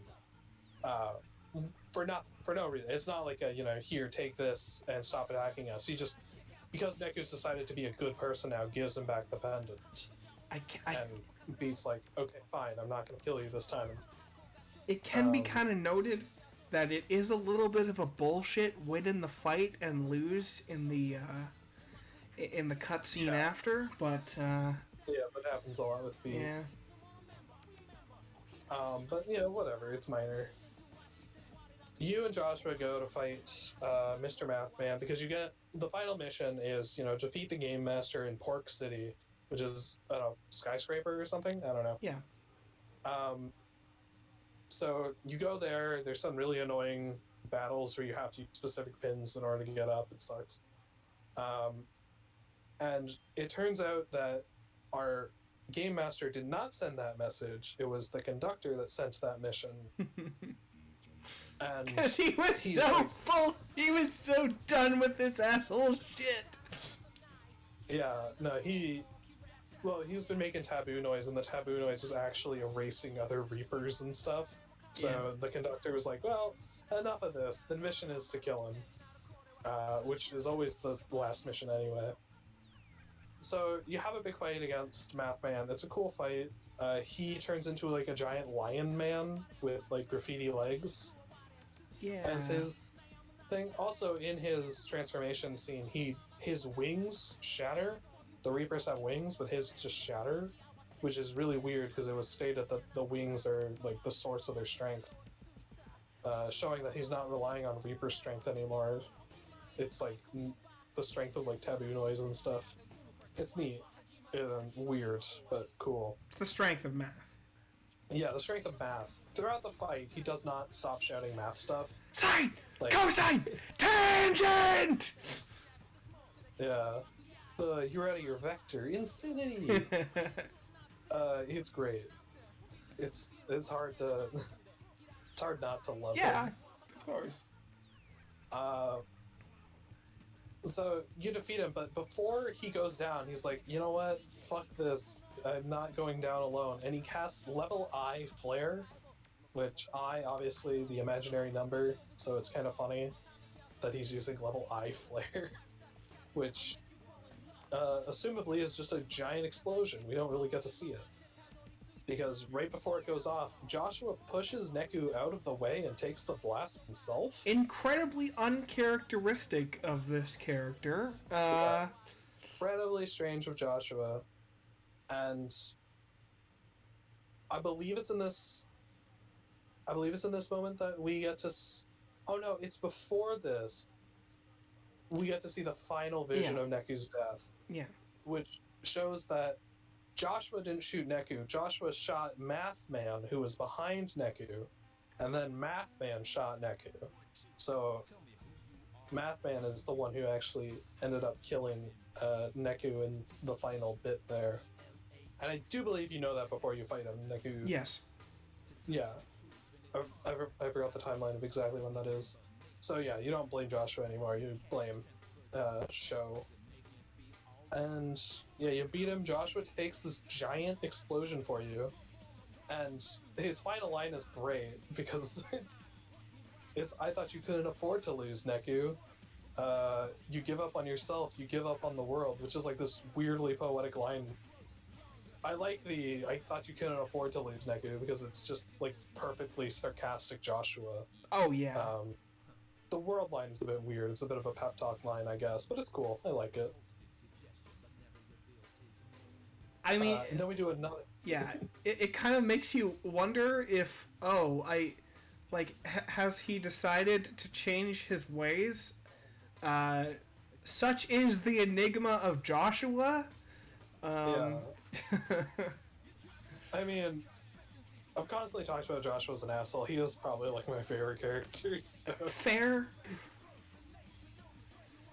In the original game, he was my favorite partner just because I liked his style. The Jesus beams, yeah. Well, the Jesus beams and the numbers I liked better than the other two's systems. Yeah. So then it does another flash forward to Neku waking up in the Scramble Crossing on week 3, day 1. And then obviously we then later learn what happens, which is the conductor saying that because Neku worked with Joshua, who was alive, he broke the rules of the game and thus needs to be penalized. Yep, he didn't read the terms of service. And didn't read the terms of service. He's gonna have to chop off his dick. Don't get forced against your will into a partnership with someone who's breaking the rules. Yeah. Yeah, kind of a dick move with the conductor. Honestly, though, Neku should have seen it coming. Truly. Anyway, time for an even bigger fuck you. Yeah, so he has his... Because that game was null and void because of the cheating, Shiki is still, like, claimed as an entry fee, but then he gets another entry fee taken on top of that, which we then learn... And the other penalty is that this is the last game he can ever enter. He can never enter another game, so this is the final shot. The new thing, his new entry is all the other players, so he is the only player, and it is impossible to damage noise alone. You have to do it with a partner. Wow. So he is totally screwed. Again, yeah, his entry fee is all the other players, because he learned and understood and learned to appreciate everybody else. Yeah. And once again, he is kicked in the balls for it. Yeah, that's definitely a thing there. But you can also just view it as the conductor being an asshole. I mean, cheating. No, it's definitely cheating, but like, Yeah. No, I can see what just the significance of it. Yeah. I should also point out in week 2 there is like the couple from week 1 that it dies and joins you in week 2. They die in week 2. The girl just gets blown up by a noise at one point, and you save the guy, but because they can only live 7 minutes, he also dies. I believe that's actually optional, funny enough. Oh, saving him is optional, but I think most people do it. Yeah. But they're definitely like a pretty significant thing to Neku's character development, because it's kind of him seeing healthy relationships between other people. Yeah. And it's just further showing Neku that, you know, people can work together and understand each other, and people are goods. Yeah. And that he shouldn't just isolate himself. I won't talk much about the plot of week 3. Yeah, I mean, there's basically just one mission. Your boy Beat finally has a change of heart, sees that Neku's going through a shit time here, and he's like, yo, fuck being a Reaper. I'm going to be a player. Makes a pact. They kick some ass. Yay. Beat isn't a smart person. He works like off a lot of like instinct and gut reactions. It is all passion with Beat all the time. Yeah, it's all passion. Beat's fun. He's stupid, but he's fun. He constantly does not realize when people are joking about him around him. Yeah, people make fun of him constantly with big words, and he just takes it as like compliments because he doesn't understand that he's being made fun of.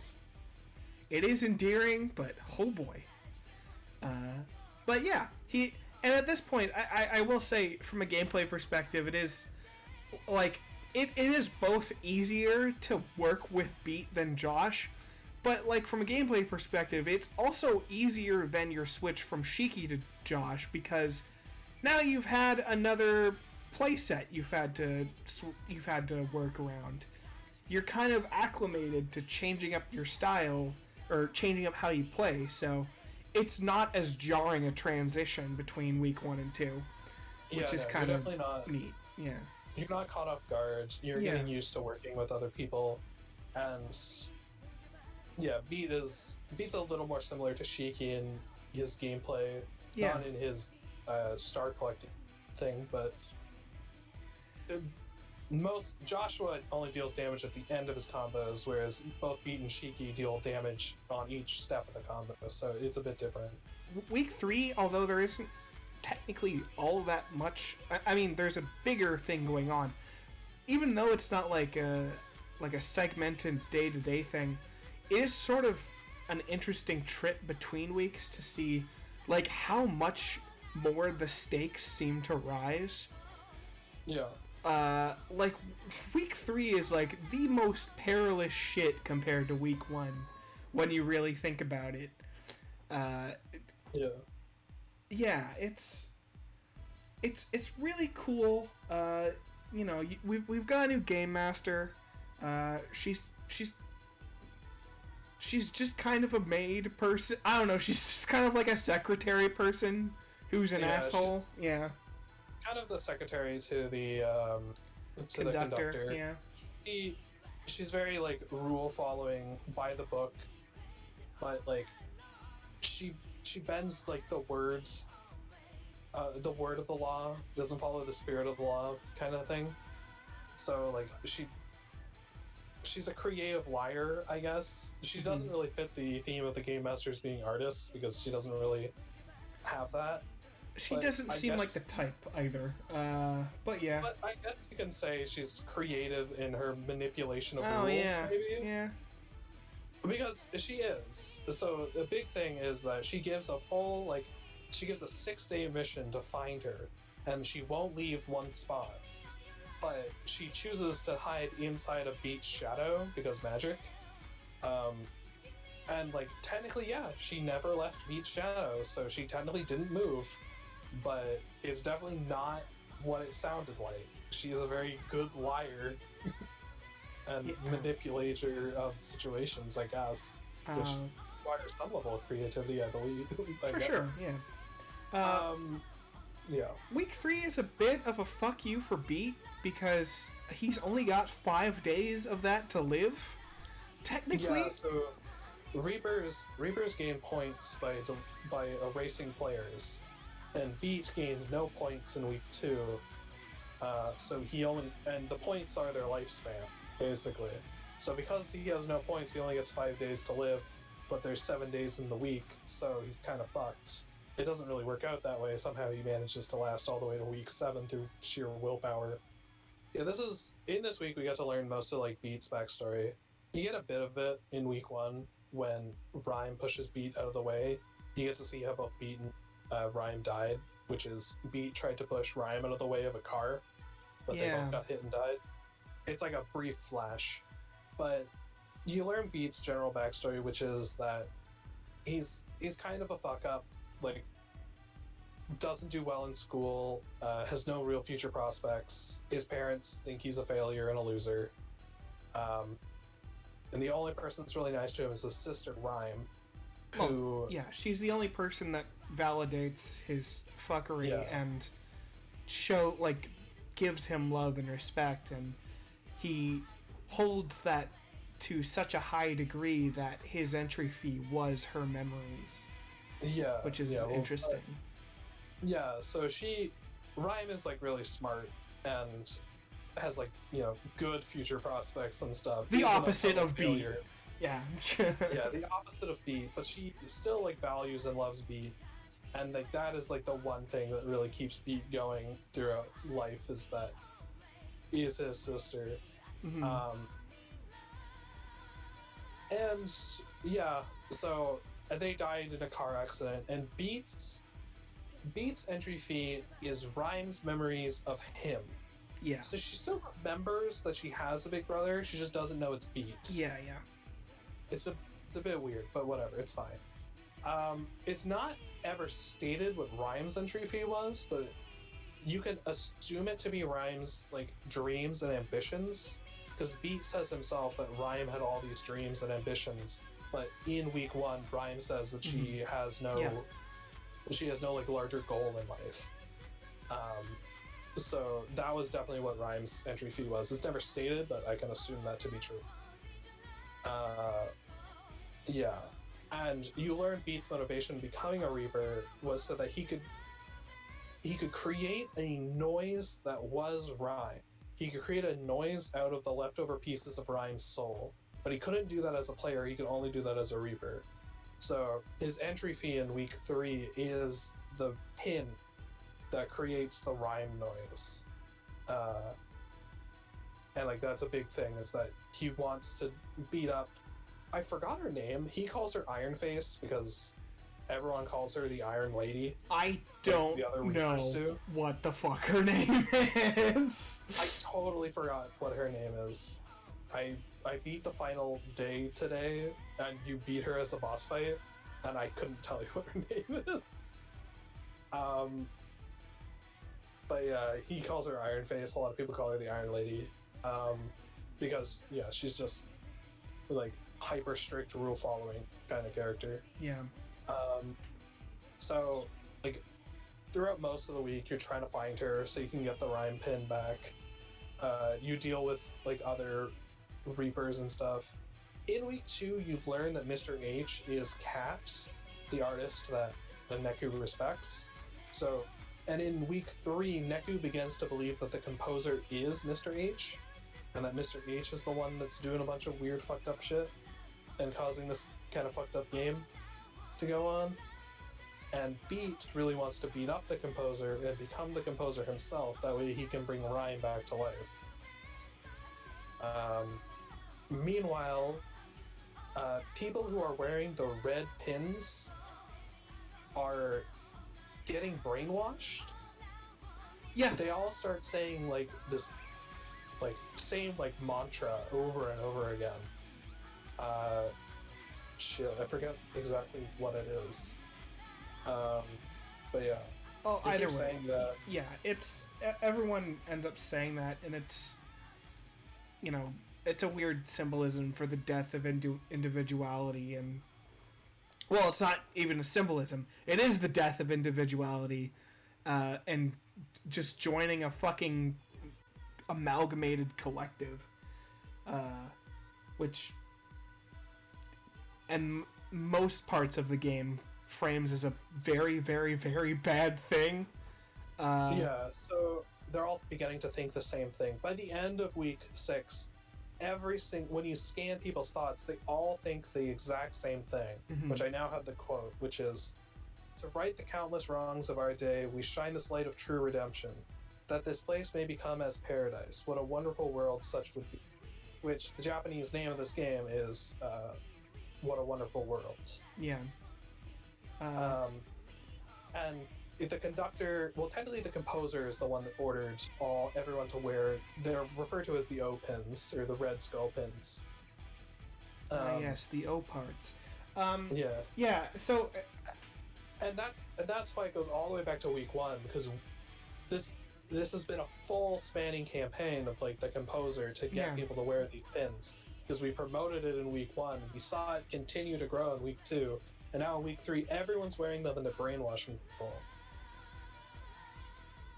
And it does sort of, like, it is a pretty nice capstone to like that one-off, like the one-off thing of, well, I mean, it's not a one-off thing, but like the seeing random thoughts, where it's like it goes from like a okay, like I get to see your thoughts and like it's like a one-off thing. It's like I don't really care, to becoming like this kind of creepy thing, and and like eventually you like start seeing people that are like thinking just like, man, everyone's just acting weird, and like, yeah, it's this gradual progression over these 7 days that's neat and weird and creepy.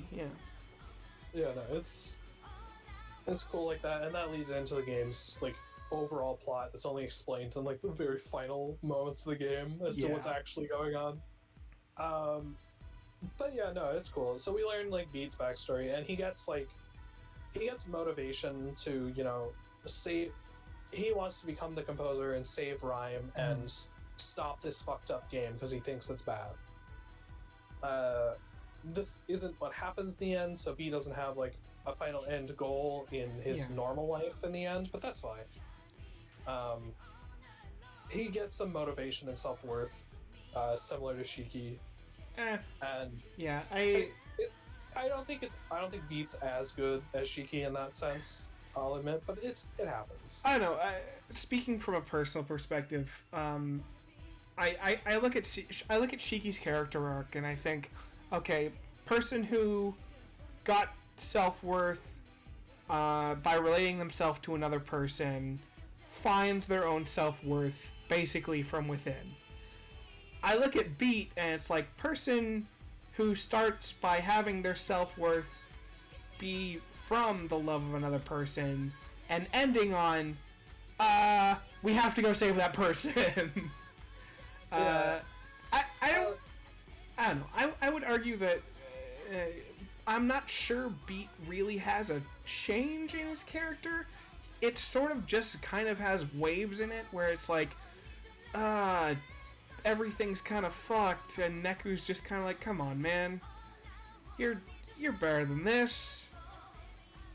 Like, this is a tough situation, but let's get through it together, man. And Beat's like, yeah, okay. Yeah, I mean, I can see that. Unfortunately, in my replay, I had to quickly go through week 3 because of time, but whatever. I don't know. Obviously, not every character has to have a complete character arc, but I don't know. I just, for me, just like having a character end on like, still most of my self-worth comes from getting my sister back. He becomes like motivated to. It's not just his sister. He also wants to end the game in its current incarnation because he thinks it's kind of fucked up. Yeah. So it's a motivation to save everyone. I guess the value of other people, yada yada, and how all this, you know, everyone's saying the same thing is fucked up and. Yeah. So the game is full of art and music and individuality, and this is we are ending the week on the death of that, very obviously.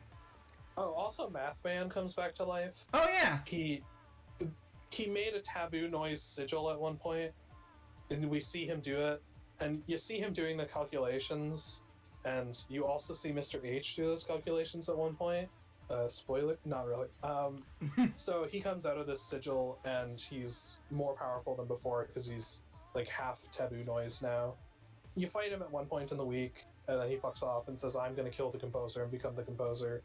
And then Beat's like, no, I'm gonna kill the composer and become the composer. So you finally go to the Shibuya River, which is where like all like the spiritual mental energy is like accumulating, and it's where the composer lives. Mm-hmm. You beat up the Iron Woman, and you get the Rhyme pin back. It's a neat boss fight. It's kind of interesting. And yeah, you get the Rhyme pin back, and Beat's really happy about that. But no time to celebrate. You gotta stop the composer. You go down a little further and you find that Mathman is crushed under a pile of garbage, just like the ones he makes. Pour one out for the boy. Yeah. He's just crushed under it, and people, they were like, what the fuck? How did that happen? Because he was really fucking powerful with all his taboo noise shit. So you keep going and you find the conductor, and the conductor is like, I won't let you get to the composer, fuck you, and proceeds to fight you. Also, Shiki shows up. Because you beat the Game Master, the game is technically over, so Shiki is released as the entry fee, but she's not been brought back to life, so she's just with you. Mm-hmm. So you go and you find the conductor, you fight the conductor mind controls Shiki, but not Neku, who beat for some reason. You beat them. You destroy the red pin that Shiki had back from week 1 when you had to promote it, and that releases her from that mind control, but she falls unconscious. And Beat falls unconscious because he took an attack from Shiki. So Neku is like, okay, well, now I have to go alone to fight the conductor, or the composer. So you go to the composer's room, and the composer is not there. The conductor is there, still alive, and the composer has never been there. Not once throughout all 3 weeks. The composer's never been around. Which means that granting somebody life is entirely out of his fucking pay grade, and he's been fucking lying the whole time. Yeah, the conductor's been lying to you the whole time. The reason why he had Shiki win the first game, but took her as the entry fee, was so he wouldn't have to restore her to life, because he couldn't restore her to life, because only the composer can. He also states that Mr. Hanakoma is not the composer, which is what Neku was thinking the whole time. He was like, how could Mr. Hanakoma do this? Because he was clearly big into individuality and expanding your world by interacting with other people. So it wouldn't make sense for him to be, mind controlling everyone to have one thought process.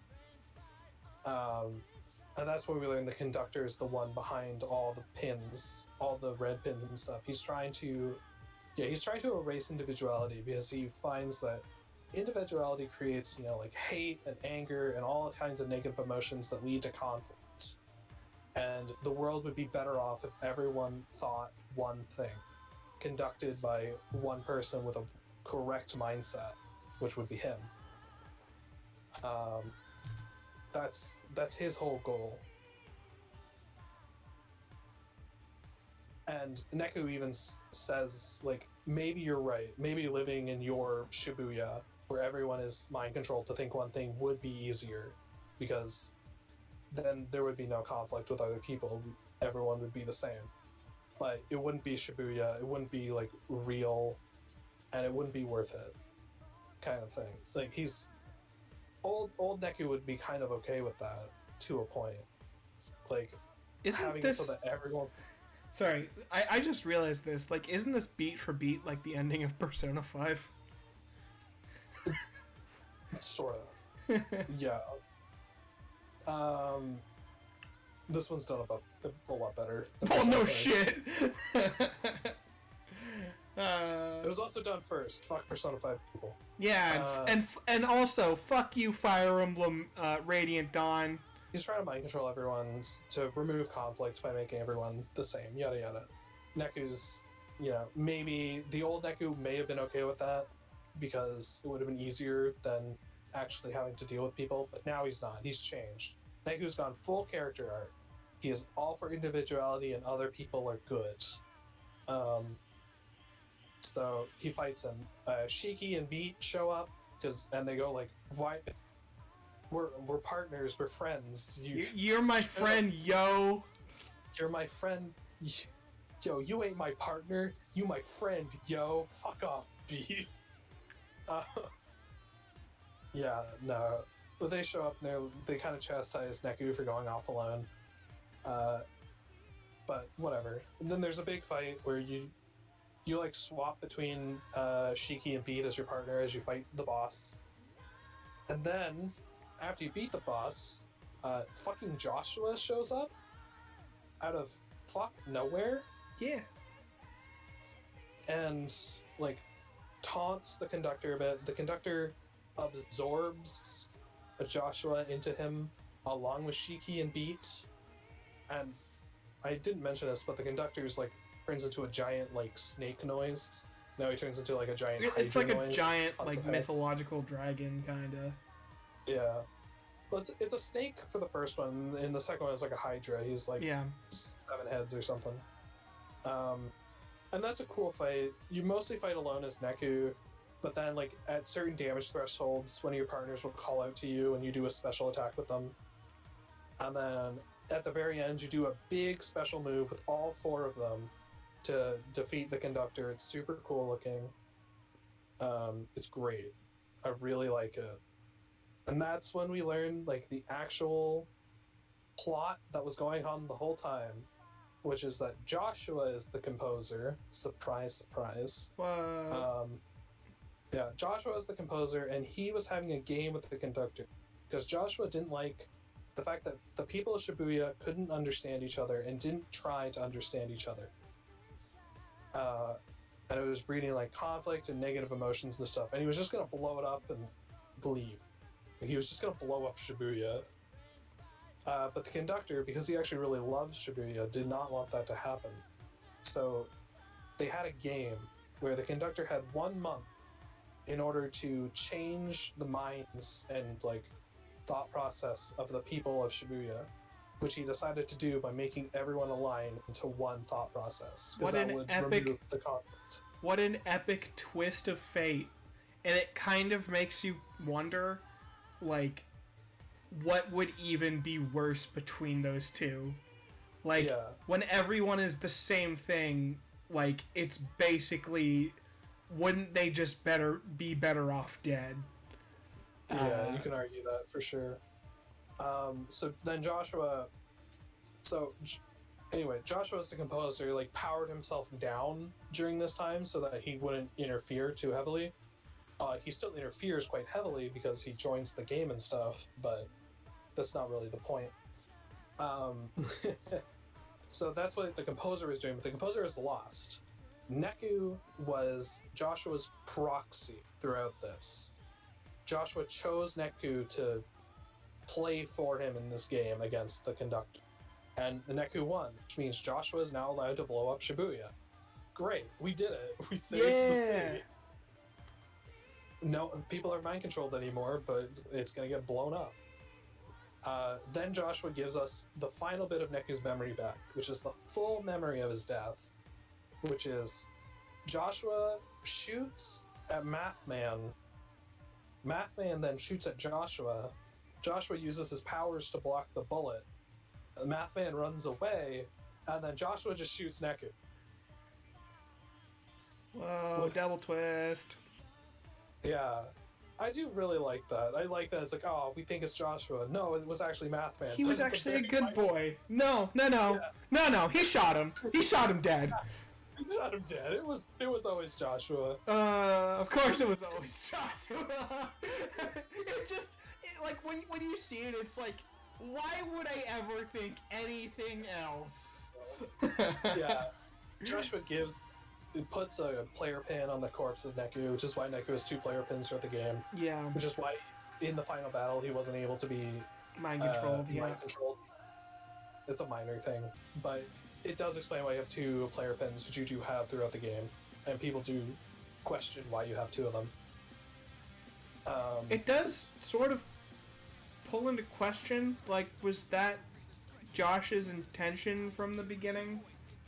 Like, did he, from the beginning, know that Buddy Boy would try and make a giant mind control thing? Or can we just, like, file this one under plot convenience? We can file this under plot convenience. It was just probably an extra protection that Joshua put on. Sure. I guess, because the player pin has some benefits. Yeah.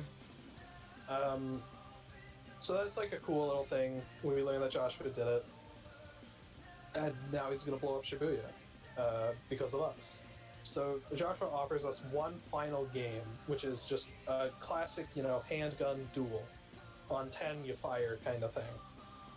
If Neku wins, he gets to become the composer and doesn't have to blow up Shibuya. And if Joshua wins, he'll blow up Shibuya. Or he says, "I'll do what I want," I believe is his actual lines. So they have this duel, and Neku raises the gun to shoot Joshua and then lowers it again because he can't shoot Joshua. Because Joshua is his friend, he's learned to value people, yada yada. You know, all the themes of the game. The really cool themes that I really like. And then Joshua shoots Neku, like, without a second thought. This is like the third time we've watched Neku die this game. Yeah. It's great. I really like that. But yeah. So this leads to like some of the cooler things. So the reason Joshua chose Neku is because Neku, at the beginning, was like the most aligned with his thought process. Well, no, he was the most aligned with the problems he had with the people of Shibuya. Mm-hmm. That they were isolating themselves, they weren't trying to understand other people, they didn't value others and individuality, they were just purely selfish and for themselves, yada yada. Like, all the things Joshua didn't like about Shibuya were exemplified in Neku. And that's why Joshua chose him to be his proxy in the game. And what happens next is that Joshua doesn't blow up Shibuya. Neku wakes up in the Scramble Crossing alive. He screams, "What the hell?" at the top of his lungs in the middle of public. And then it's like 1 week later, it's like Neku's like inner thoughts towards Joshua. He's not actually talking to Joshua, he's just, I don't know, thinking what he would say to Joshua. And it's along the lines of like, I can't really forgive you for what you've done because, you know, he killed Neku. Yeah. I trust you, but I can't forgive you. Yeah, I can't forgive you, but I trust you. He values Joshua, and he understands that Joshua will do good for Shibuya. He's not going to blow it up. Because throughout the game, Neku showed that the people, by Neku becoming a good person, coming from everything Joshua hated about Shibuya to being a person that actually values others, it proved to Joshua that people can change, and that Shibuya as a whole could change, and thus Joshua won't blow it up. So that's why Neku trusts Joshua in this particular circumstance. Also, you know, trust your partner kind of thing. Yeah, and so, to sum it up, the Real Reapers game was the friends we made along the way. Actually, though. Because one of the end lines is Neku going, "I have friends now. We're meeting up for the first time in a week." And he meets up with Beat and Rhyme, and then Shiki in her real form, because again, she looks like her friend Eri, but now in her real form, we don't get to see her face. It is weird about that, Yeah, they are weird about never actually showing Shiki's face. We can tell that she has glasses, and she wears, like, a short kimono with, like, a green jacket. Yeah. You can see most of Shiki, just not her actual face, but she has glasses. She shows up, and like they're all friends and they're all happy.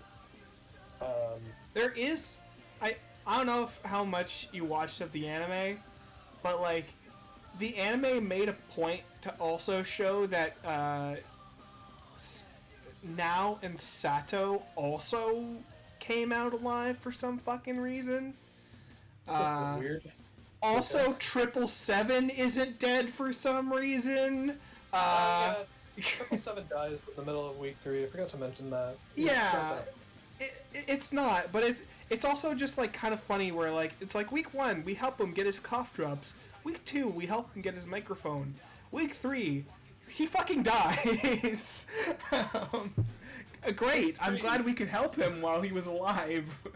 Yeah, it's like week 3 he tries to kill us, and we decide not to kill him, but he gets killed anyway by the game master. Epic. Yeah, no. That's a bit weird. I'm not sure if I like that. It's a bit too happy, but whatever, I don't care. Yeah, I don't know. I don't believe that either of us have watched enough of the anime to be, like, I don't know, to go into a full analysis on that. But all I'm saying is, if you see those two characters in the new game, the anime was the point where they decided, yeah, they're alive now for some reason. Okay. So, yeah. The final shot is Neku throwing off his headphones to show him fully opening up to the outside world. Yeah, and it's more great character development. He's good.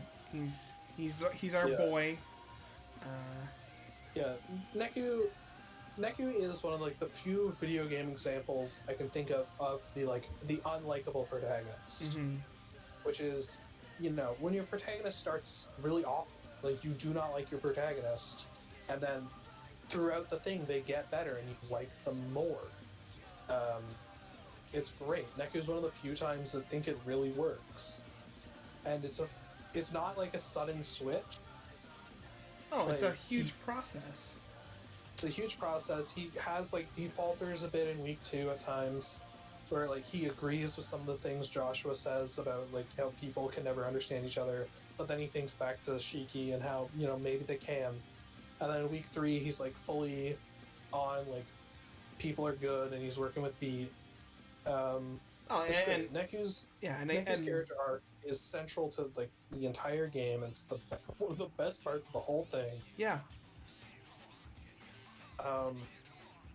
And that guy who created Yik, who thinks that gamers can't understand an unlikable. Can't understand art. Dumbass. Yeah. Yeah. No, it's you know, I've gone back to a lot of games that I played during my childhood, and a lot of pieces of media that I've gone back to, or I've gone back to a lot of pieces of media that I've liked as during my childhood, and like this always seems to stand out as like every time I play it, I'm like, now that I'm older, is this and like. Was it rose-colored glasses? Was this nostalgia? And every time, it's just as good. I don't know how the game still has that effect on me. But all I can say is, in summary, damn, that's a good game. Holy shit. Oh yeah. And to be here when you're listening to this 2 days before the sequel, you could not imagine how much we have waited for this day that is coming. Out of all the teases, out of Neku, even that time he appeared in Dream Drop Distance. Even that time everyone had appeared in Dream Drop Distance. It is so cool that they decided to go back to Shibuya. So in the Secret Force, we learned some like background stuff. Like, we learn some like lore, I guess, such as oftentimes people who win the game and come back to life. They'll come back as super successful artists who who like really inspire the people around them. Yeah, their creativity like soars in power because the ability of like your psychs and stuff in the world that's with you are based on like creativity and whatnot. Art and creativity are other big themes throughout the game, and like expression as a whole, I guess. And so that's like a background lore thing we learn. We learn how Joshua survived the explosion in week 2, and it's literally that he teleported to an alternate timeline and just hung out there to recover. Yeah, recovered, played a little bit of Tin Pin Slammer, got picked up by his uncle, and then fucked off. Yeah. Not actually, but like actually. Yeah, no. I do like. I don't know. I do like to think of both of them as some weird family, which they kind of are. There's like a weird Christianity thing going on, I guess. Well, so Joshua as the composer is like you kind of view him as like a godlike figure. Yeah. Like the whole game is essentially like a god judging the people. Yeah. That's what the game is at the core of its narrative, I guess. But there's a level above Reapers, like what Reapers are to humans. There's angels, which are like to Reapers what Reapers are to human. We learned that there's a fallen angel that was helping Math Man do all the taboo noise and stuff. And we eventually learned that fallen angel is Mr. Hanakoma. Because he was an important person, but we never really learned in the actual game why he was important. It's because he is an angel, but technically a fallen angel, and he's helping Mathman because if Neku failed and didn't stop Joshua from destroying Shibuya, he was hoping that Mathman would be able to defeat Joshua and prevent Shibuya's destruction as well. Mathman was always a backup plan. Yeah, it didn't work out because Joshua fucking trashed Mathman. Oof. Whatever. Backup plans on backup plans, I guess. And that's a neat thing. That's why Mr. Hanakoma is like the secret boss of the game, the end game secret boss, is because he's the fallen angel. It's neat. It's cool. Yeah. It's not like super important. You also learn there's like a lot of tidbits in the secret reports that I couldn't go through all of them in this thing, but God, it was fun to unlock those. I mean, as a kid, I cheated. That was back when I first got an action replay. So oh yeah! I cheated the game a lot to give myself infinite supers and stuff, and give myself 100% drop rates. It was fun. I was in the post game, so who gives a shit? I didn't cheat the main game. I just cheated in post game, and I did get all the secret reports, even though I was doing that. I don't really care. It was fun. And it was cool to read them because you do learn a lot of background information. It's really neat. And then there's the extra stuff added in the Switch version, which will probably be relevant in new one. But it's essentially that Neku and Beat die again, and they're in a game, but the game is a fake thing inside of a giant noise, and it blows up Shinjuku or something. I don't know. I didn't play that section. I haven't even looked into it really at all. I'm hoping it will explain itself in the new one if it's relevant, which I'm assuming it is because Coco is in the new game and she's really relevant in that particular thing. Overall, Borderlands 3 was a fantastic game that even though you've watched this entire video, you should still fucking play. Yeah. Still very fun and just still, it's just fucking cool to look at. It's a cool, unique game that there's nothing like it. You haven't played a game like this. Period. Yeah. You can call it a JRPG, and it is, but the combat and everything along with it is so much more than that. Everything comes together to make something that is so much greater than the sum of its parts, and its parts are pretty good on their own. This game is great. Holy fuck. I think it's gonna stay eternally in one of my top 5 games of all time. Oh, for sure. I could never pick a first, but if someone were to push me, I might say The World Ends With You for sure. It would not be out of the question because it is that good, and I'm super excited for the new one. Did you finish the demo? Yes, I finished it today specifically so that we could talk about it a little bit. Okay. Well, let's not go too much into the story. Yeah, I don't. No story. I don't really want to talk about the story. I just wanted to mention some cool things that I thought of with the demo. Okay, so I don't know where you want to start, but the first thing I saw was the little Reaper who's an asshole to Rinto and Fret. Okay, well, first of all, there's the coolness of Mathman being a party member, which somebody on the fucking planning team was a genius for that. Truly. Holy shit. Yeah, the fans love him. Of course, let's make him a part of it. He should be dead, so I don't know what's up with that, but whatever. The whole game we're always playing as dead people anyway. Fair, right. And actually, we see him crushed under rubble. Right. But we see his body. It's right. Not like he disappeared, he That's was right. erased. You do get erased, right. Okay. So, you can see, also, he is mentioned in that post-game thing for the Switch version, I believe. Okay. We're not, that doesn't matter. But sure. No, he is back. He is super cool. I love that he won't shut up about math things in the middle of combat. He's exactly the same, except kind of helpful. It's weird, and I'm waiting for, well, obviously I'm waiting for the game, but I'm waiting for like okay, what's the angle here? Why are you here with us? Why us? Why are you being helpful?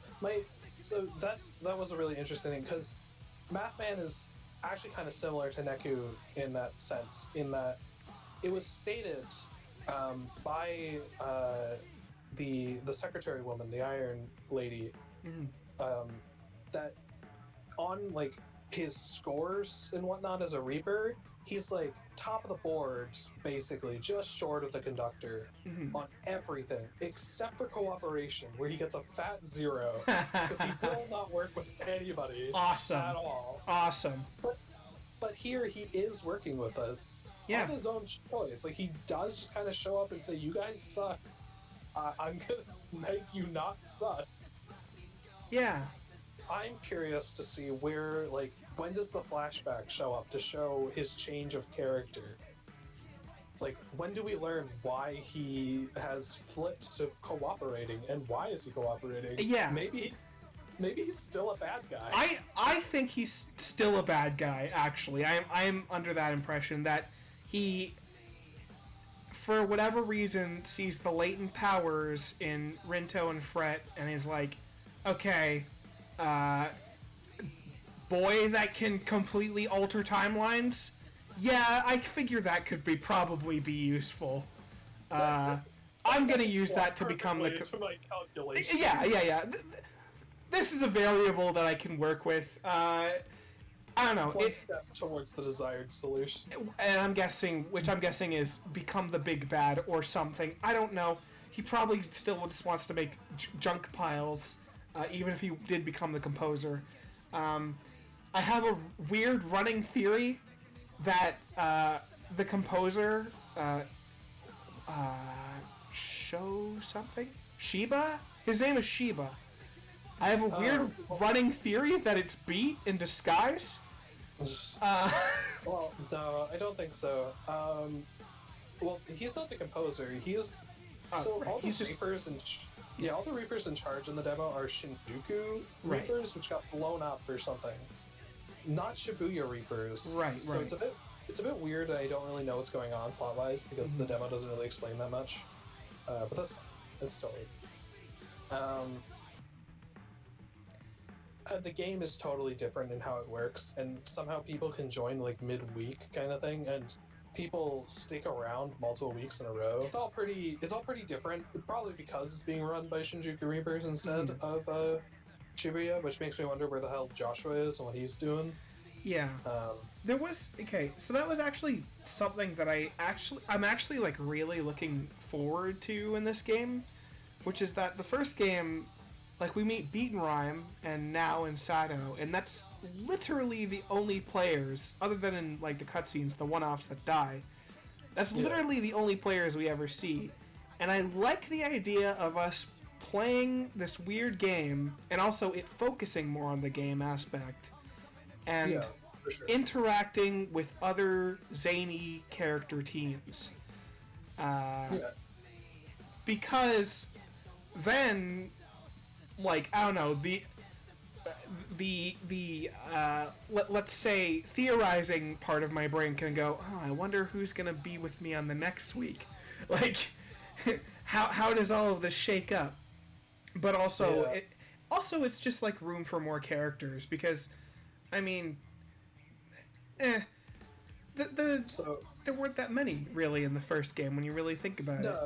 Yeah, the characters in the first game that we saw were good, and I liked them. But yeah, you're right. It wasn't the biggest of casts. This cast definitely looks a lot larger. It looks huge. Yeah. But, like, there's positives and negatives to that. Of course. Now, so the game actually has been leaked. Oh wow. For future reference. Okay. I assume a digital copy that people are emulating in some capacity. Okay, well, I guess I'll stay off the internet for fucking... Oh, definitely stay off the internet. But I remember, I don't think this was leaked, but I think it was data mined from the,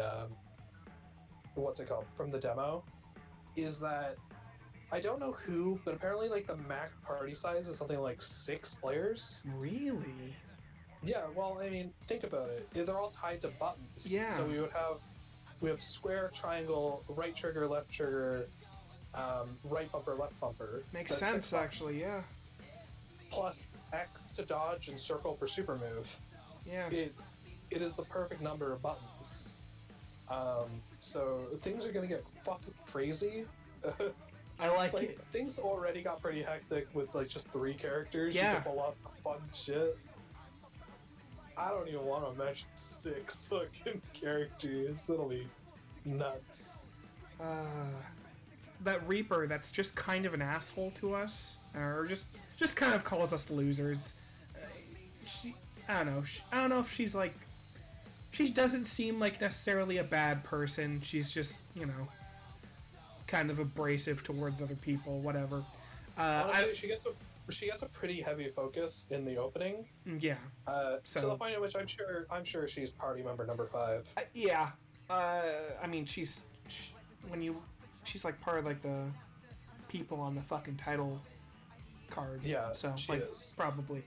But she's also just Nomura's newest fetish. Well, he really likes goth girls with lipstick. Well, the thing I found interesting about her is that, like, the hoodie she wears clearly looks like Mr. Mew, so it's like, I guess Shiki, like, became the seamstress, and I guess, well, you mean the fashion designer. Sorry, the fashion designer, right.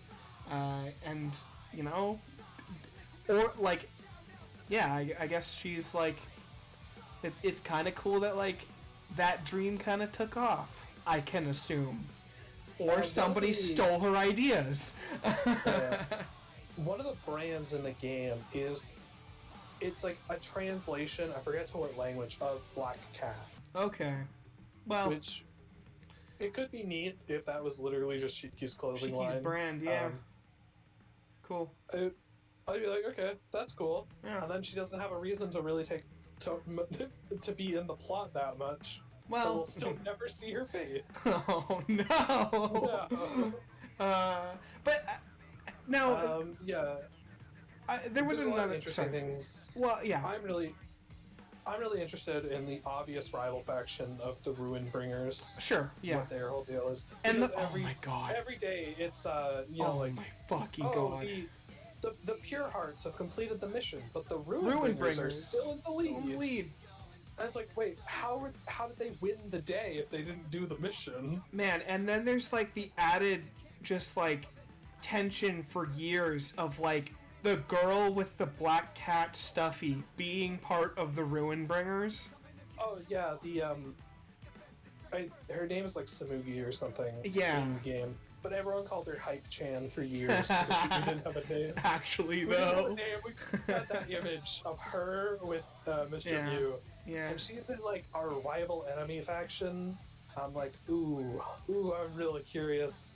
Who are you, and why are you important enough to be in the fucking hype art? To live for years, so many years.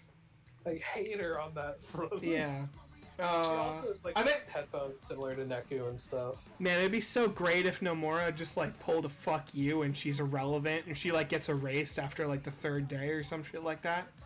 Again, Nomura's not the writer, dumbass. Okay, well, he's just the character designer. Anyway, so there's this little moment that I actually really like. That it seems insignificant, but I really like it. At the beginning, Rinto and Fret are just like, I'm hungry, where do you want to eat? And one of the options is ramen, and the other option is an Indian joint. And, like, on a smaller level, like, I know, like, the Indian restaurant, to my understanding, wasn't in the first game. So it's like, over the years, like, Shibuya itself has, like, diversified and, like, added different, like, cultures to it. You know, taking the, like... It's expanded its world. Expanded its world, exactly! That's what I was trying to say. It's such a small thing, but it's, like, walking around this world again, it's like, this has changed in this way. Like, everyone's got these touch... Of course everyone's got fucking normal-ass touch-screen phones. Nobody uses a fucking flip phone. What, do you live in the fucking year 2007? It is so fucking cool to be back. Not just because of the changes, but just, like, the second this game got announced, and I was ready to watch a trailer, I'm like, okay, how will the art style look in 3D? It looks phenomenal. It looks fan-fucking-tastic. I would almost say that it kind of takes... I would say it's sort of like a Guilty Gear thing with, like, the... I don't know. Nah, but not really. Not aiming to make it... Like, the Guilty Gear stuff, it's aiming to look 2D while using 3D models. Yeah. For this one, it's clearly 3D. Yeah. Like, they're not trying to hide that. No, visually I think it looks fantastic. I played the PS4 demo, because I'm not an idiot, and it ran fantastically. How did you play the Switch version? Yeah, it was fine. Okay, it actually ran. I assumed it would run like shit. No, it ran just fine. It's just because the Switch always runs like shit. But yeah, whatever. The game worked. The combat was really fun. I'm looking forward to having more characters, thus expanding my options, expanding my world. Yeah. I was gonna say. Well. But yeah, no, it's a super. I'm so fucking excited for this stupid game. It's only been 13 years in the making, my friend. Oh, more like 14. That was what, 2007. Now it's 2021. Whatever, 13, 14. It's the same. Yeah, no, super excited. We know Neku's in this game. Yeah. I want to know what the hell is with him. I'm sure both Beat and Shiki will show up. I wonder what's going on with them.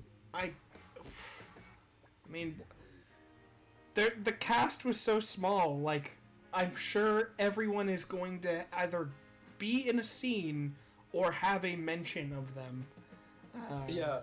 Oh, what was it? When you said the Indian restaurant or the ramen place, I chose ramen because I really wanted to see if it was ramen. Oh, the guy! Yeah. Was he there? No. Oh. I don't believe so. I honestly forgot if we even go in the restaurant. True. But I guess we do. Because I don't remember seeing him. This is the one problem I have with the saving of my progress is that now I'm not fresh on the first 2 days, even though not too much happened there. Yeah. So I'm not too worried about that. And worst comes to worst, I could just watch the cutscenes online to refresh myself without having to replay it. So it's not like a huge deal. Man, and then the one thing we haven't mentioned, the soundtrack is still great. Still great. I found there was a limited amount of songs in the demo. Like, I definitely was hearing the same song maybe more than I would have liked. But at the same time, it was the first 2 days, and the soundtrack of the first game evolved anyway. But like, I was grooving along with the songs throughout it. I was like, fuck yeah. Oh. I can't wait to download this entire soundtrack. And then there's I mean, it's obvious, but of course they have a bunch of like redone tracks, and it's like, man, we back. We fucking back. The first battle you do with Mathman, it plays a remixed version of Transformation, which was his boss fight theme, and it's like a really good song that I really like. Mm-hmm. It's on my playlist. I listen to it a lot. I've listened to Storm from this fucking game quite a bit after playing the fucking. I have not listened to any of the tracks again. I should. Well, I think I'm gonna wait for the official OST to drop before I start combing through that and finding what I want. Yeah. But, so, I mean, I think the only complaint I have about the whole demo is Fret's minigame. It sucks, and I hate it. Oh, you don't like tuning radios? No, I don't really. You don't like Reaper Creeper, bro? Sometimes I swear I push them in the right spot, I let go, and then put them right back in the same spots, and it worked. Oh, bro. Bro, that's just because your PS4 controller has drift, bro. No. No. It was weird. Obviously I did something different, and I just wasn't noticing, but I hated that minigame. It sucked. Alrighty. Let's wrap this up. Yeah. Neo the World Ends With You. It's probably gonna be damn close to a Game of the Year contender. Let's be realistic. It's gonna be sick. Well, for me, at least. Well, for us. And, yeah. I don't know. Well, whatever. But you're not allowed to play it without having first beaten The World Ends With You. Yeah. Classic. Yeah, listening to this podcast is not substitute for playing that amazing game. Go and get it somehow. Die, and then come back and tell me what you thought of it. Yeah. Die, win the game, come back and tell me what you thought. Yeah. And tell me what your entrance fee was, and tell me what character development you went through in order to get it back. Because it those Reapers, they seem mean, but they're all about improving you as a character. What about improving your character or killing you? Or killing you, You have two options, evolve or die. Big coin flip on, growing as a person or just living with the charcoal black of your soul. No? Anyway, I have been Kaznarious. With me has been the nameless guest. This has been Thunder Club Thunderstorm. You can catch us on Twitter at THNDRCLUB. Blam. Get there. Links in the description. We'll see you guys later. See ya.